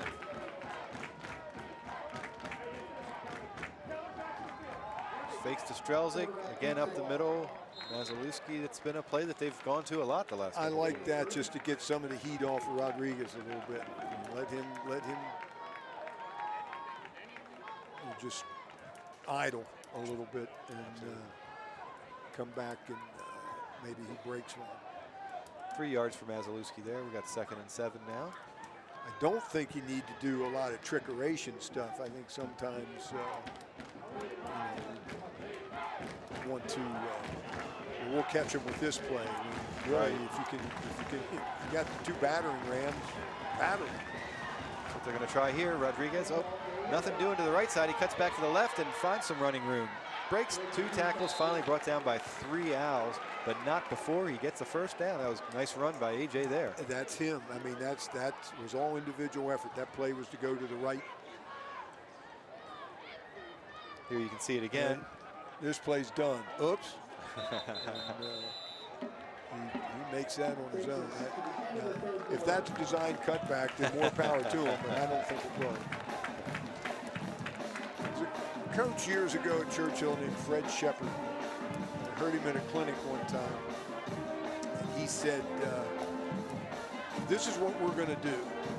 And you're going to tell me, Coach, if that's what you're going to do, I'll do this, and I'll beat you. And he said, and if you do that the whole game, you'll beat us. But you won't. You'll have to run your reverse, or you'll have to run your screen pass, and we'll get it, and we'll beat you 7-0. For 2-3 years after that, I would look at Churchill's scores, and all their scores were 8-7, 10-8. You know, so I mean, it worked for him. All right, we're changing into the field now, heading to the fourth quarter. Westminster on top, 21-17, but South Carroll has the ball. They've got a first down and 10 on their own 43-yard line. After Rodriguez's nice individual effort there, gave them that first down to end the third quarter.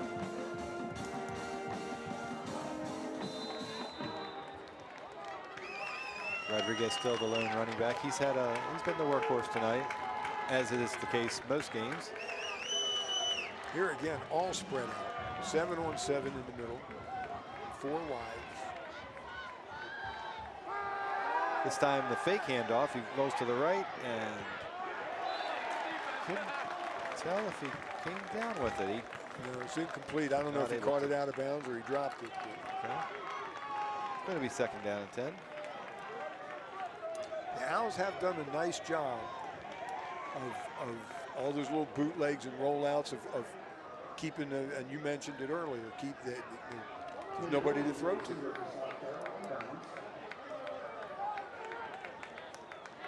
I'm a little surprised they haven't thrown to the middle of the field more. They've done a lot of that roll right, roll left. Several times they've thrown it out of bounds. Back to Rodriguez this time. This time nothing doing though, and that's Mason Fisher. He just had that touchdown a moment ago, and now he's in on that tackle for loss.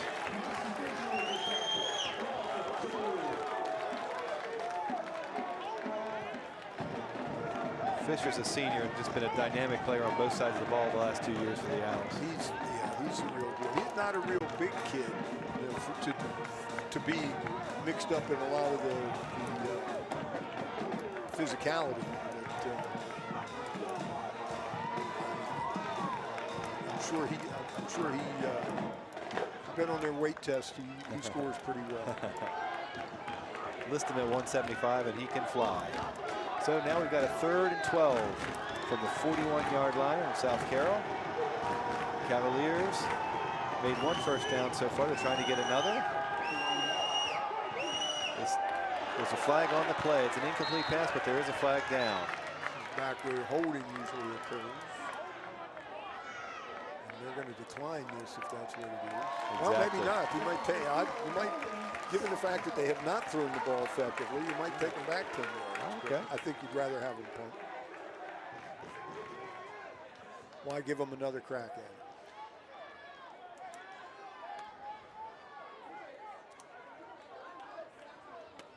They're good. Looks like they're going to decline it. Yes.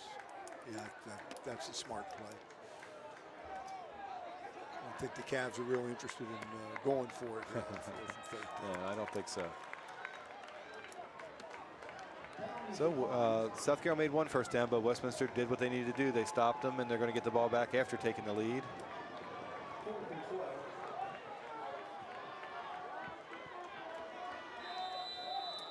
Right, they did get the first down. Mason Fisher now back. This is something you don't like.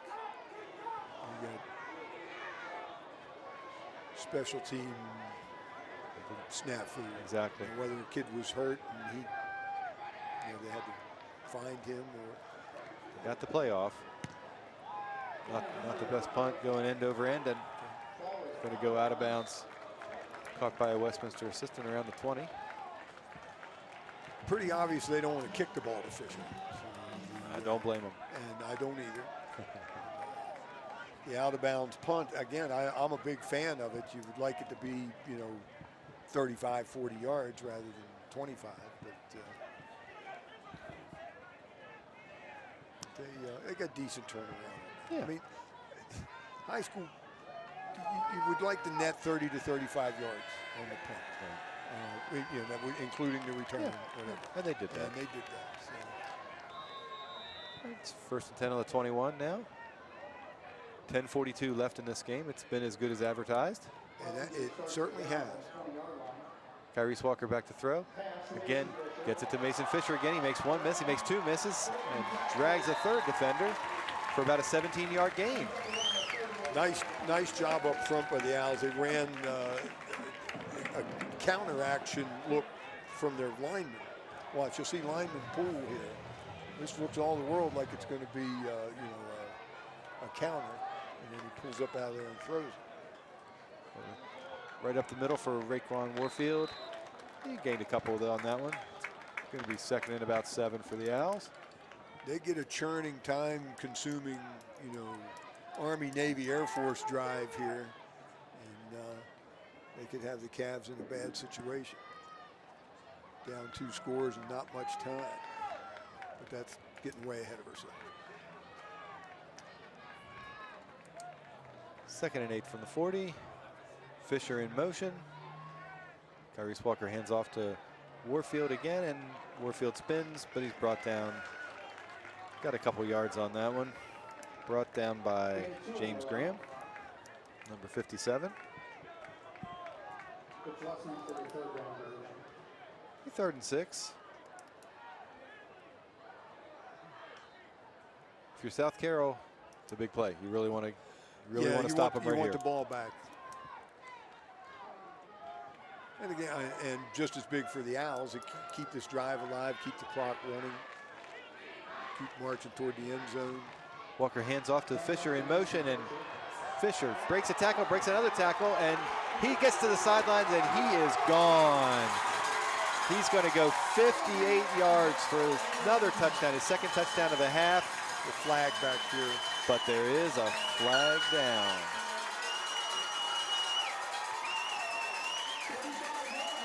Absolutely right. It's coming back. You can watch the play again. It's a wonderful play. Unfortunately for not, if you're an Owls fan. Once he got to the sidelines, nobody's going to catch him. Yeah, you saw a Cav defender in there with his hands up, trying to draw attention that he was being held. Another Cav had his helmet taken off. Very costly penalty there for Westminster. Of course, you don't know if the penalty doesn't happen, whether he still makes that play for the distance. But at any rate, the 58-yard touchdown is negated, and instead of that, we're going to have 3rd and about 15 yards for Westminster on their own 32, and South Carroll in a very good position now defensively. They had the call they wanted. They made it work, but they got called for the hold.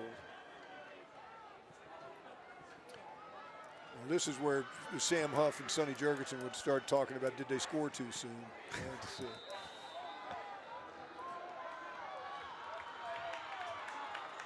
Warfield going in, changing direction.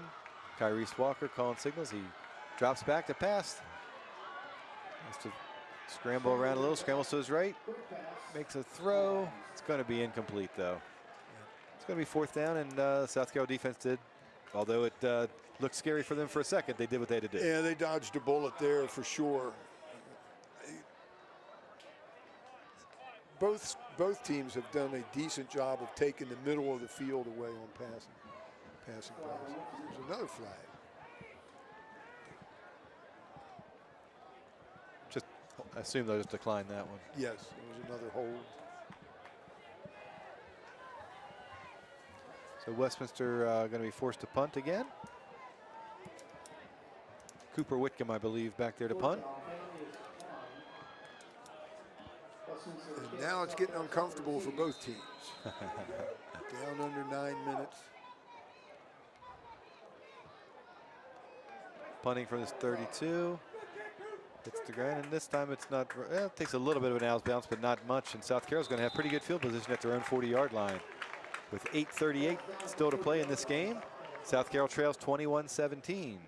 Yeah, between their defense and the penalties, they did a decent job of getting the field turned around there a little bit. Picked up a little bit of yardage in the exchange.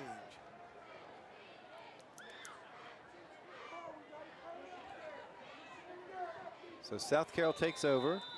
1st and 10 at their own 40, 8:38 to play, trailing 21-17. You haven't said that much about South Carroll in the last couple of years. Of course, they had undefeated season last year, right up until the state finals.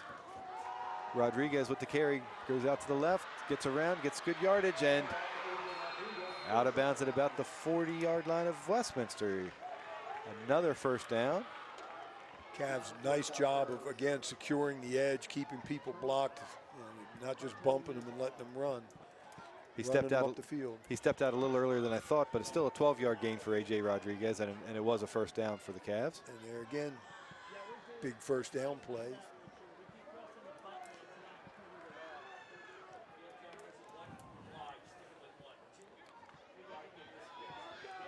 South Carroll going up to the line of scrimmage. 8:29 to go. Carter Mazalewski calling the signals. Rodriguez in the backfield. He gets the carry again, this time to his right, but Westminster was ready for it that time. Still gets positive yards, though. I mean, there are 3 guys standing there at the line of scrimmage waiting for him, and he gained a yard. Right. You know, that's he's been pretty impressive tonight. That speaks to what A.J. Rodriguez can do, and Andy Schneider making that tackle shows what he can do also. He's leading the Owls in tackles going into today's game. It'll be 2nd and 9 for the 47. Now they got that bunch, and it's in here tight. It'll be interesting to see what they're going to use them to block. All blocking for Rodriguez. He gets a decent push, and he gets a little bit of a gain. Got about 4 yards. So it's going to be 3rd down and 5. Ticking down toward 7.5 minutes in the 3rd quarter. This will be sorry, an in the interesting 4th quarter. Do they keep it on the ground here? Do they look at it as if they've got 2 plays to make these 5 yards? Oof.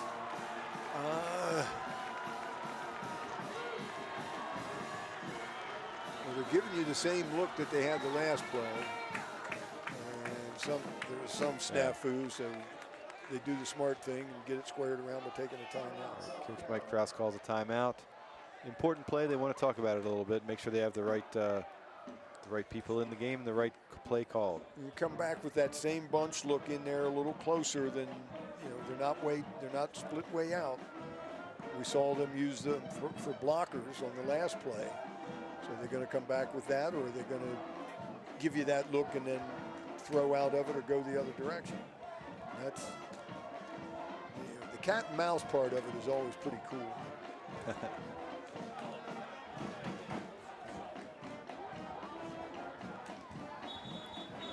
7 minutes, 11 seconds to go. South Carroll trailing Westminster 21-17. Facing a 3rd down and 5. They're coming back to the line of scrimmage after that timeout. This is a pretty big play, and the result of it's going to determine whether the next play is a big play or not. Now they got the bunch, but they moved it over to the other side. Uh-oh. Timeout. A flag on the play. There's no, okay, the first sideline warning, there's no walk-off for that. But you don't want to get another one. All right, let's try this again. 3rd down and 5.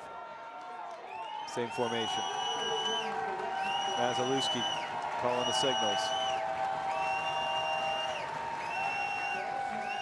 Reverse. Nice call. Oh my.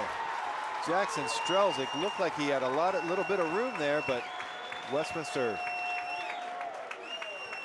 that looked like Raheem Warfield, brought him down, came out of nowhere. Came out of nowhere.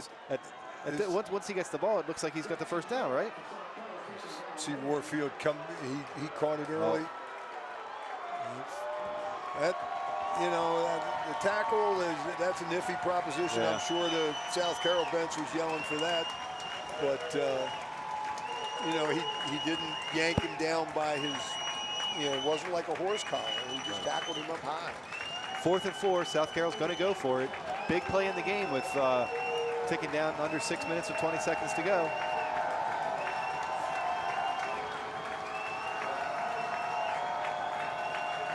Maslewski takes a snap. He's going to go straight forward, and he's got the first down and a lot more. Maslewski takes it all the way down inside the 5-yard line. That's a great call. Great, again, a great individual effort. Well blocked. I mean, it wasn't like he did that on his own or anything, but the big time run in a big time situation. Let's take another look at that one. 4th and 5, and look at him go.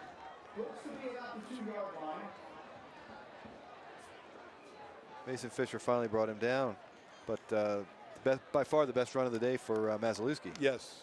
The Cavs have a player down, back up field. But yeah, they're going to throw it. They're going to give it to Rodriguez. Nope. QB keeps. Comes up big. Midway through the 4th quarter, the injured player walking off the field under his own power. Hopefully he'll be okay and back in the game momentarily.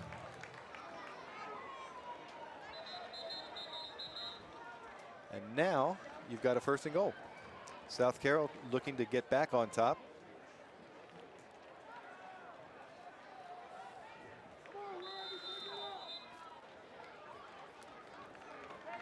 A.J. Rodriguez, of course, in the backfield, and no one would be surprised if he gets the ball.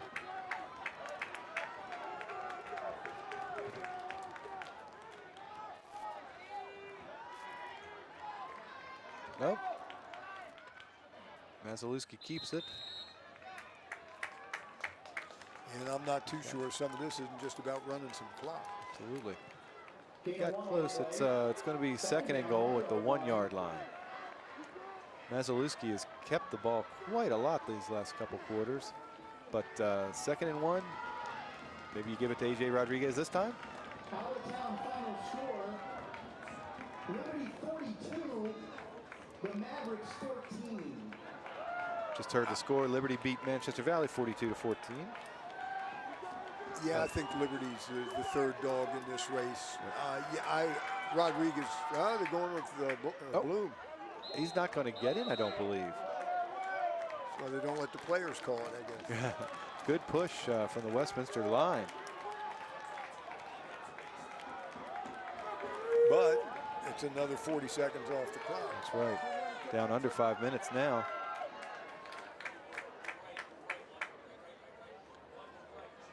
Third and goal from the 1. Westminster's done a great job on the first 2 goal-to-go situations. A.J. Rodriguez, the top running back in the county the last 2 years, hasn't gotten the ball yet on this series. But he's still deep in the backfield here. Not to badmouth soccer, but I'm having a hard time seeing where the goal line is because of the soccer line. Again, Maslewski, this time he's going to go in. Touchdown, Carter Maslewski. South Carroll goes back on top. 4:12 to play. 60 yards, 9 plays, all runs. Here, another look at it. 3rd and goal from the 1-yard line, and Maslewski just took it himself. Spotted a little hole over there. Good job up front. Blum gave them a serviceable block. Okay. South Carroll takes the lead again, and they're going to try to make it a 3-point game here. This is a big point.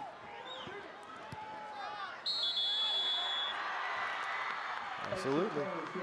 Ryan Corrado again with the extra point.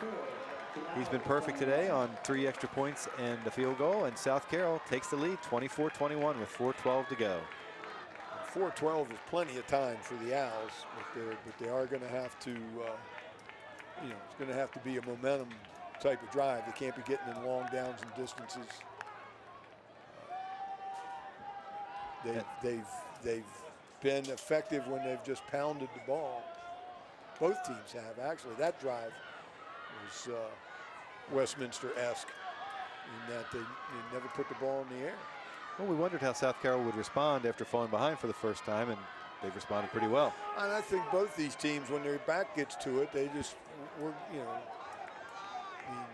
not to invoke the ghost of Woody Hayes, but I mean, we're going to strap up our chin straps and come after you. But that's what they've done. A couple little wrinkles, the reverse, which broke but didn't. And the big play by the Owls that came back. And the kickoff. It's going to be a short kick taken by Keandre Grooms. Takes it after the 30, gets outside to the 35 to the 40, and he's almost to the 43-yard line before he stopped. Nice return. They got field, right? So they're up over the 40. Okay,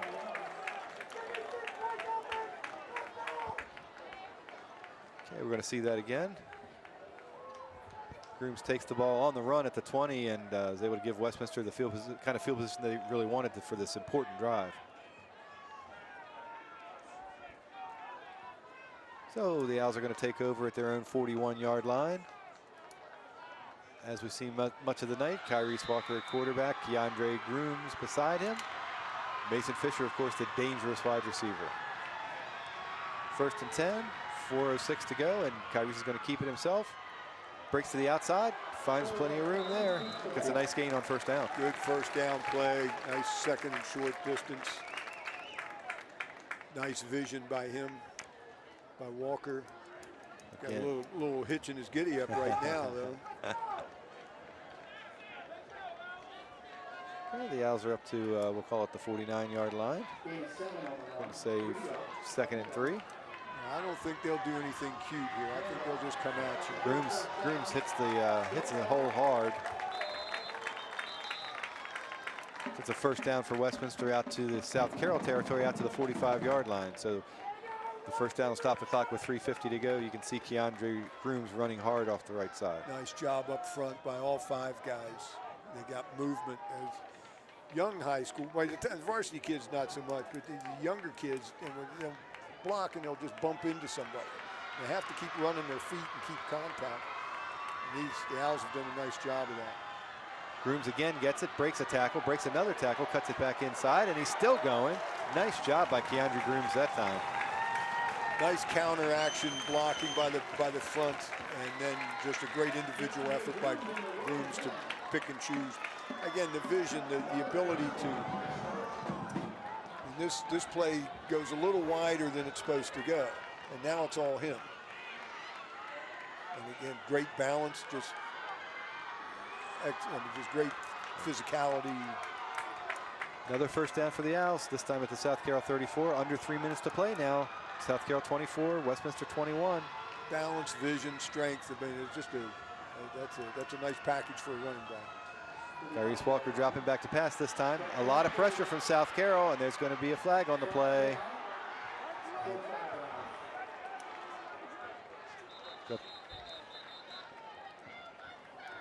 Going to be a hold against Westminster.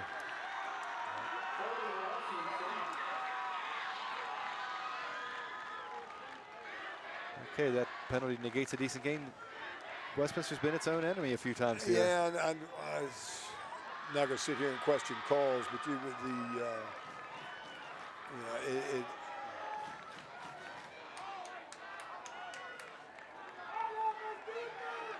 they have not thrown the ball that effectively. They hit the one long one to Fisher. Both these teams have demonstrated that their strength is ground and pound. That winds up being a 17-yard penalty. Yep. Second and still 1st down, but very long. 2:35 to play, and the clock is running. Now you're in a situation where you probably have to throw. Oh, nice job by Kyrese Walker to get the play off, but a very nice play by Manny Rodriguez in the backfield to knock the ball away. That was, well, and if he comes up with that, the game's over. Exactly. For all intent and purposes. Sure. 2nd down and about, I believe, about 27 yards.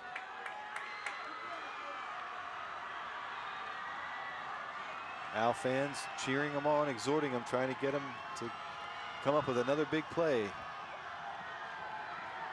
Walker calling the signals, snapped it early. Throws it out to the sideline, but it's incomplete. And South Carroll's cheerleaders and cheering section pretty happy about that one. 3rd and very, very long. Yeah, I was going to say the Owls, but anybody is going to have trouble throwing effectively when the other people know you have to throw. and you put yourself in that situation with the holding penalty in your backfield. Like you said, it turned out to be a 17-yard penalty. So it must have occurred 7 yards in the backfield. 3rd and 25. The Owls need something positive here. Kyrese Walker calling the signals. Dropping back. Looks to his left. He got away, but hit by South Carroll. Are they going to call that a fumble or an incomplete pass? No, they're going to call it a fumble, and South Carroll recovers. Yeah, that was ill-advised. You go down, just go down and keep the ball. Great job by the South Carroll defense that time. Westminster got the ball in good field position, started the drive strong, and South Carroll helped by a Westminster penalty, of course, but they did a great job. Don't know why they felt they had to throw the ball there. Caleb Blum on the recovery there. And now with 2 minutes and 10 seconds, he certainly has. Now with 2 minutes and 10 seconds left, South Carroll takes over, 1st and 10. Westminster has 2 timeouts left, but 1 first down probably ends this game. Yes. Yeah, if they put the ball in the air and people be coming out of the stand.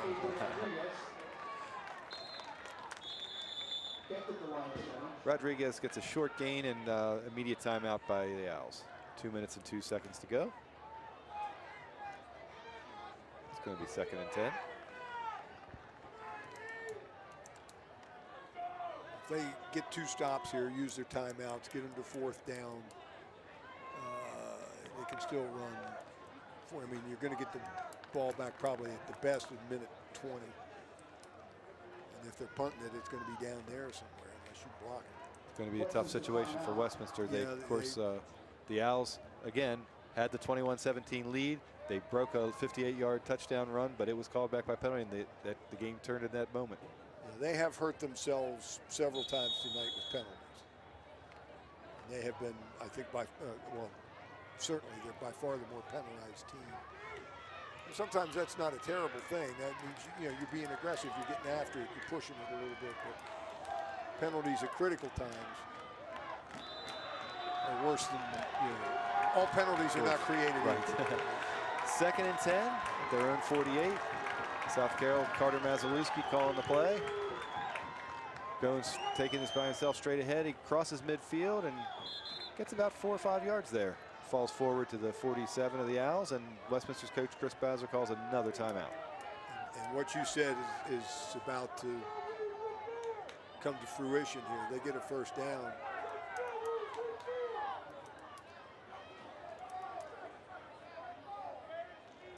It's going to be a 3rd and 5 situation here for South Carroll. They've, as we talked about, they fell behind. They trailed very little last year, and they showed quite a lot of poise falling behind here at Westminster against a very good Owls team, and coming back to take the lead again, and 1 play away from putting this one away. Both teams have shown a lot of maturity in terms of, not letting the situation get too big for them. Now, if you want to throw penalties into the mix as a maturity thing, I mean, is it a maturity mistake or is it just a physical error? The Owls have had the shorter end of that stick by far. Okay, it's 3rd down and 6 from the 47-yard line. South Carroll, again, 1 first down will end this game. It's going to be the QB or...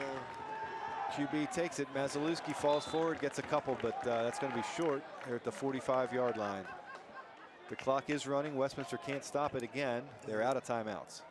Do they let it run here down to 110, 105, whatever, and save 1 for offense? Oh no, they're finished. Never mind. They got trouble. Yeah, they used an early timeout in the second half. That's right. They did. They took that first one of these 2. I looked up and it still had 2 on the board. Gotcha. So South Carroll's going to run the clock down as far as they possibly can. Sure. Take a timeout right at the end of the play clock, right, and punt it from there. You think? Yeah, you could take a penalty. Not that you need the timeouts, but it give you better kicking angle.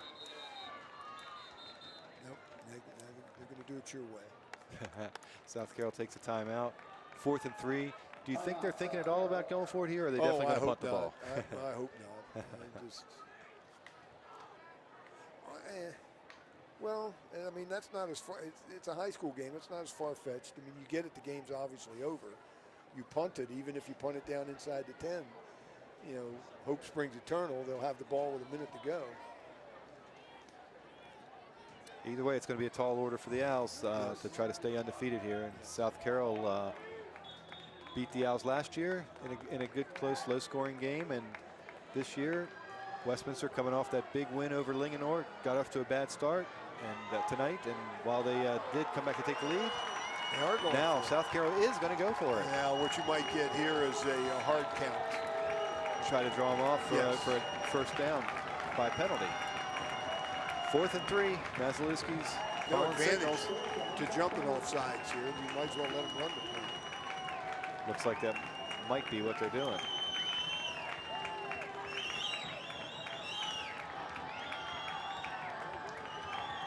Play clock running down.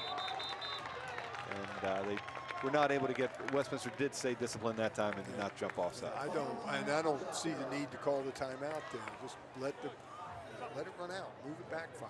Right. So unless you're still considering actually going. True. Well, they can talk about it for another minute. It's 4th and 3. 1:08 to play.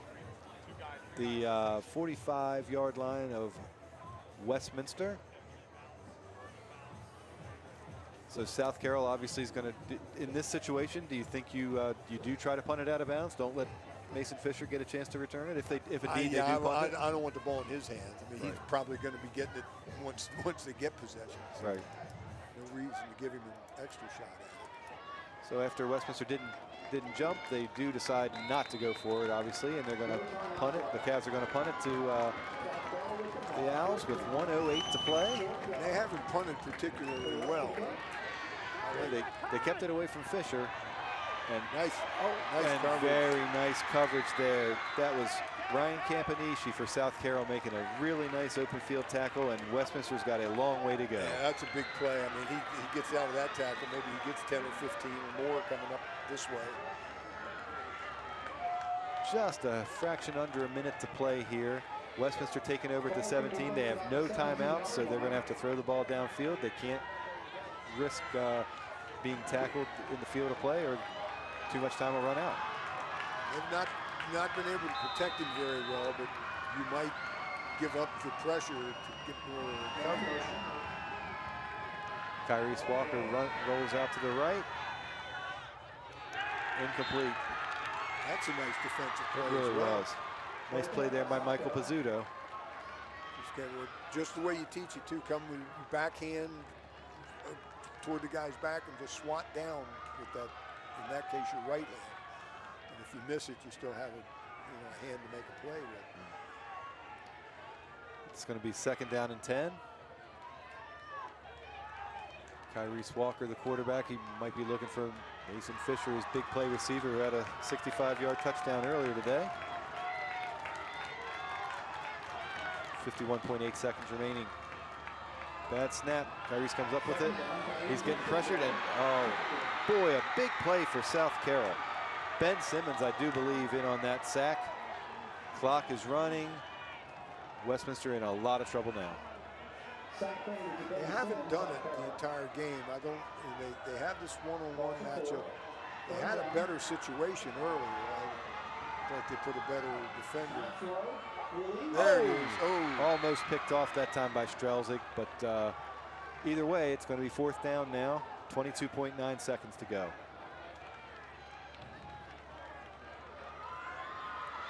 South Carroll poised to go to 3-0 on the season.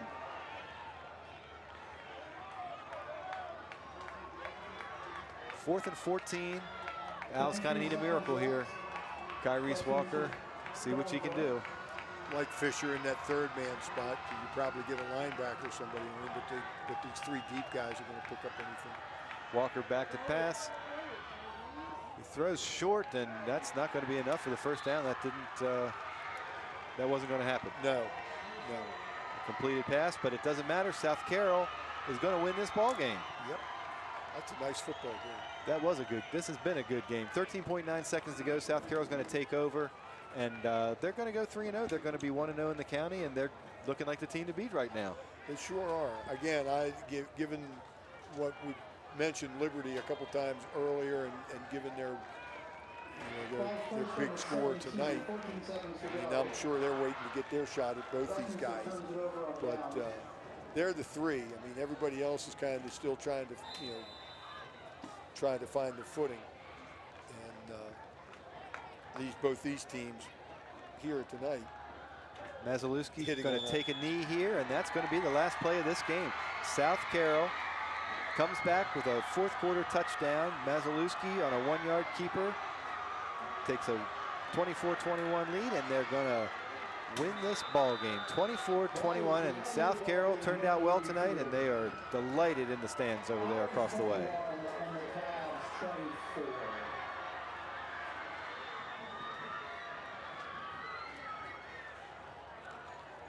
Taking a look at the very excited South Carroll teammates, shaking hands with Westminster. A little bit of jaw in there at the end. I don't, we could do with a whole lot less of that. Played a great game. Don't ruin it by acting a fool at the end.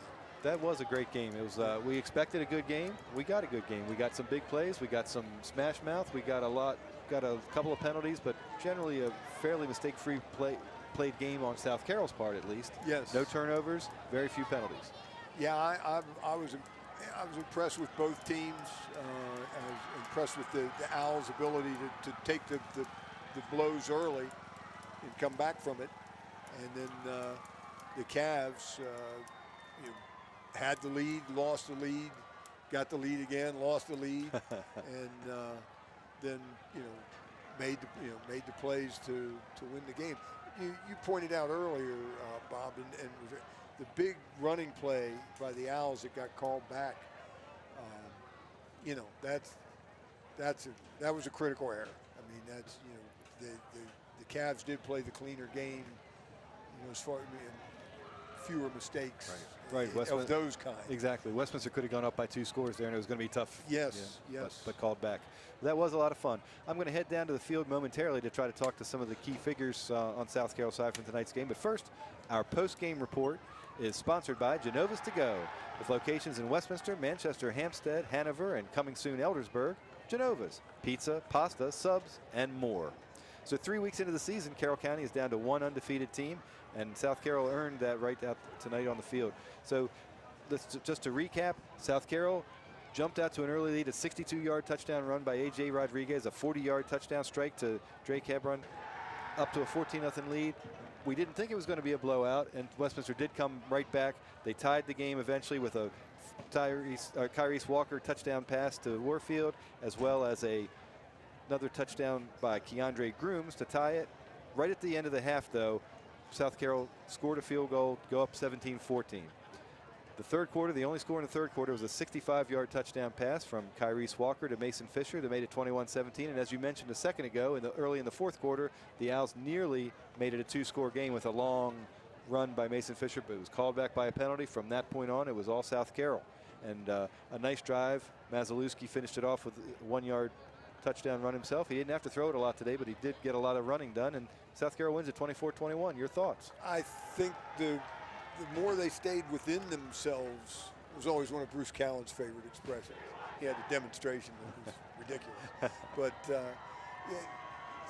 I think they both hurt themselves when they tried to, I don't want to say get fancy. I mean, they ran some good change. Both teams ran some good change of pace stuff.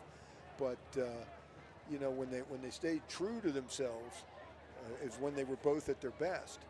And when they started to get a little more loosey-goosey, not as much. Now, again, I don't think, other than Liberty, that'll be an issue in the county. I don't know. I know everybody has probably one more non-county game that they play, and I don't know whose there are, who each of them are. But the caveat that I mentioned about getting, that's the stuff that you get in the playoffs that can hurt you. And right. Fortunately for you, I spared you my everybody shouldn't get in the playoffs riff, but maybe another time. Maybe, well, I hope so. I hope it will be another time. But no, I think when they stayed true to themselves and played solid football, they were both pretty mistake-free, and had they done that, the game obviously. Well, if they'd done something different, the game could have been different. Gee, but yeah, I just felt like they trick-messed themselves. Each of them did a little bit, but.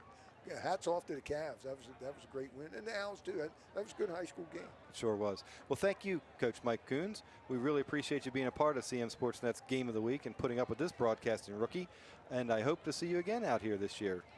Yeah, I thought maybe I'd still be on that flight to Hawaii. But what are you going to do? No, it was great. It was a good time. Well, I appreciate your asking. Well, Pat missed a good game here, but he's it serves him right.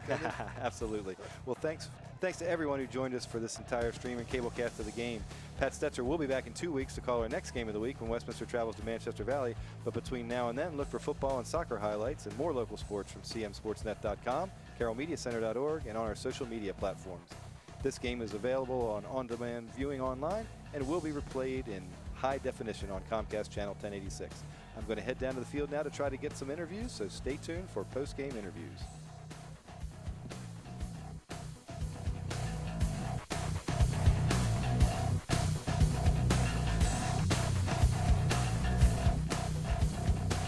Hey there, I'm Pat Stetzer. And I'm Michael Duffy, inviting you to join us for The Score and more. It's our new podcast, and each week we'll talk about high school sports in Carroll County. We'll share information about upcoming games, highlight coaches and athletes, and much more. We'll even try to have a little fun along the way.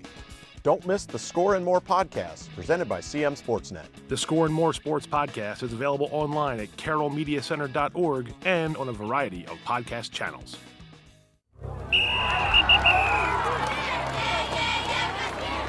That's picked off by touchdown.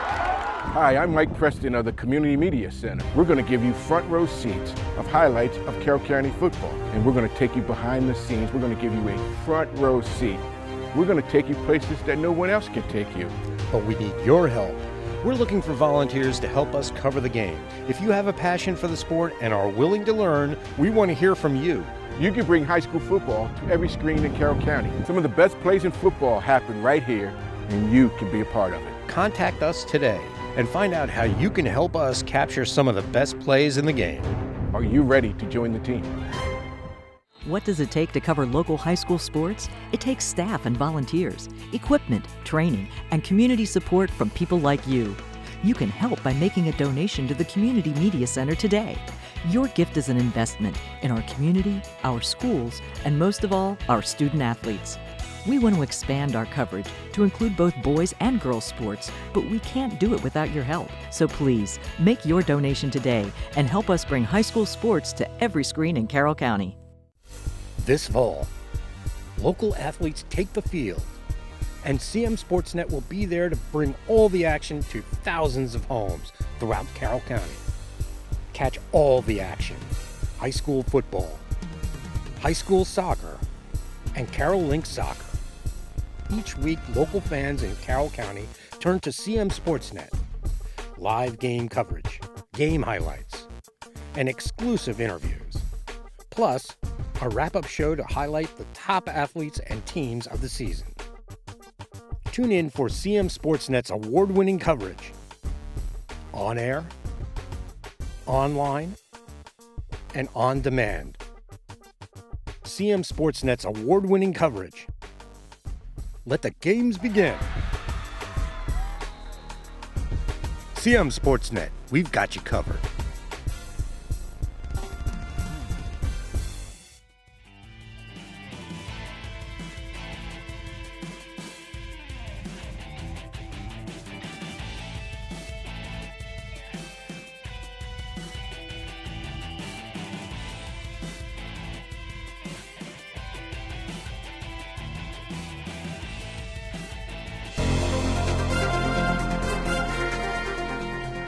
The CMSportsNet Athlete of the Week is sponsored by Genova's To Go. Locations in Westminster, Manchester, Hampstead, Hanover, and coming soon, Eldersburg. Genova's, pizza, pasta, subs, and more. This week's Athlete of the Week, Kyrese Walker, quarterback at Westminster High School. Kyrese threw for over 200 yards, ran for over 160 yards, scored 3 touchdowns on the ground, 3 touchdowns in the air, and the Owls win against Linganore. Kyrese, I know you guys had a good start in week 1. Tell me about what that was like playing at Linganore against a tough customer in week 2 and really taking it to them 44-28. You know, that game, we took a lot of preparation. We had a great 4 practices that led up to a big win. You know, I don't think we could have won that game without those 4 practices because those mean a lot. And, you know, the offensive line, the receivers, everybody came together as a group, and we all knew we was going to win that game. Nobody left without thinking different. Yeah.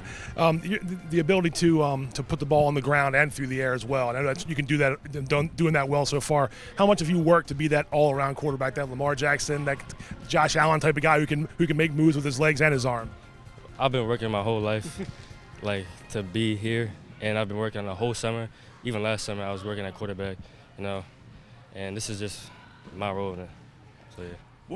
How's the transition been? You were a receiver last year for the most part, and then you, like you said, been working for basically a whole year to become the quarterback. What was that work? How much work did you put in there, and how's the transition been to become that receiver to the QB? I feel like receiver actually helped me a lot to be a better quarterback because being a receiver, you can see the field from a different perspective and from a quarterback perspective. And I went to a lot of camps, trained with a lot of people over the off season just to get me better and improve everything I can. And I'm still improving right now. So. How much fun have these 2 weeks been for you guys? Like a really good season last year, 8 wins, got to the state quarterfinals, but to be 2-0 here after 2 weeks, how much fun are the Owls having right now in football? I mean, it feels good to be 2-0. Coming off of 0-4 last season, I just feel like everybody's together this year and like nobody's won, like we're all a team. So. All right, Kyrie, congratulations on Athlete of the Week and good luck the rest of the season. Thanks. Want more local sports coverage? Be sure to like us on Facebook and subscribe to our YouTube channel.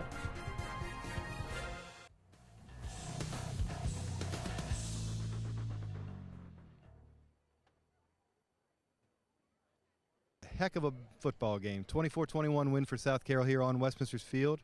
Coach, just talk me through it. You guys had a tremendous start. You watched Westminster come back and take the lead, and then you showed a lot by coming back and winning this ball game. Well, we tell our kids on a daily day, start fast and finish faster. There was a little lull in between, but, you know, Westminster's well coached, so they made some adjustments, and they made some things that we weren't prepared for. But then we made the same adjustments, you know, to their adjustments, and it made a big difference. You saw at the end. So we have a lot of grit on our team. You know, we're a small little 1A, 2A school, but, you know, we'll fight you tooth and nail till the end. I think Westminster had really caught a lot of people by surprise with that big win over Linganore last week. So coming in here, it was a pretty good idea for you guys to call a 62-yard touchdown run on the first play. Yeah, for sure. You know, it's funny. One of our coaches, I was just telling the other reporter, you know, one of our coaches yesterday told our guys, don't go into this thinking you're the underdog. You know, you're the county champs. Play like it. You know, go in with that moxie and prove that you are a county champion. And we knew that you know, Westminster had gone into Linganore and put a thumping on them. So we knew we were going to be in for a ball game for sure. There's no doubt. Carter did a pretty nice job for you. Obviously, AJ, you know what you're going to get out of him, but Carter ran the ball a lot today. It was very effective, and that 30-some-yard run that he had in the fourth quarter really set up that last game-winning touchdown. Yeah, definitely. The offensive coaches saw some things, told him to RPO it, make a good read on it. They were definitely keying on AJ. They were trying to shut him down. You know, we get that. You know, and having that ability from Carter, and he's a big body. He's hard to bring down. So teams are going to have to respect that moving forward, no doubt. So Westminster ended up making a couple mistakes, a couple of big penalties, had a turnover. You guys, on the other hand, no turnovers, very few penalties, played a pretty good ball game today. Did what you needed to do, right? Yeah, no doubt. You know, and that's something we preached all week. The team that makes the least mistakes in big games are going to win those games. They're going to have the opportunity to win those games, and our team did that. They didn't make the mistakes that, you know, we know that can be made, okay? They were disciplined. We're very disciplined, very accountable and responsible, and they did their thing. So. Undefeated last season. I think you lost some really good players, so I think some people might have expected you to come back to the pack a little bit. Here you go, 3 weeks into the season. There's only one undefeated team in Carroll County again. Talk a little bit about where this program is at this point. Thank you for saying that. I appreciate that because, you know, we do think it's a program now. You know, when Coach Louette had got a bunch of us back in a couple years ago, it was just a varsity sport, and we were floundering. We were up and down, and you know, and then we decided that, you know, we wanted to make something here, and it is a program. We want our young kids at the Winfield program and the Mount Airy program to come to our school knowing that they're coming into something that means something. And, you know, and our guys, they've bought into that. Our senior leadership is unbelievable. They just do a great job. Coach, congratulations again. Thank you, Bob. Great big win you. tonight. Thanks, sir. Thanks to everyone out there who watched this one. It was a great ball game here at Westminster. 24-21 victory for South Carroll. For everyone at CM Sportsnet, thanks for tuning in. Good night, everybody.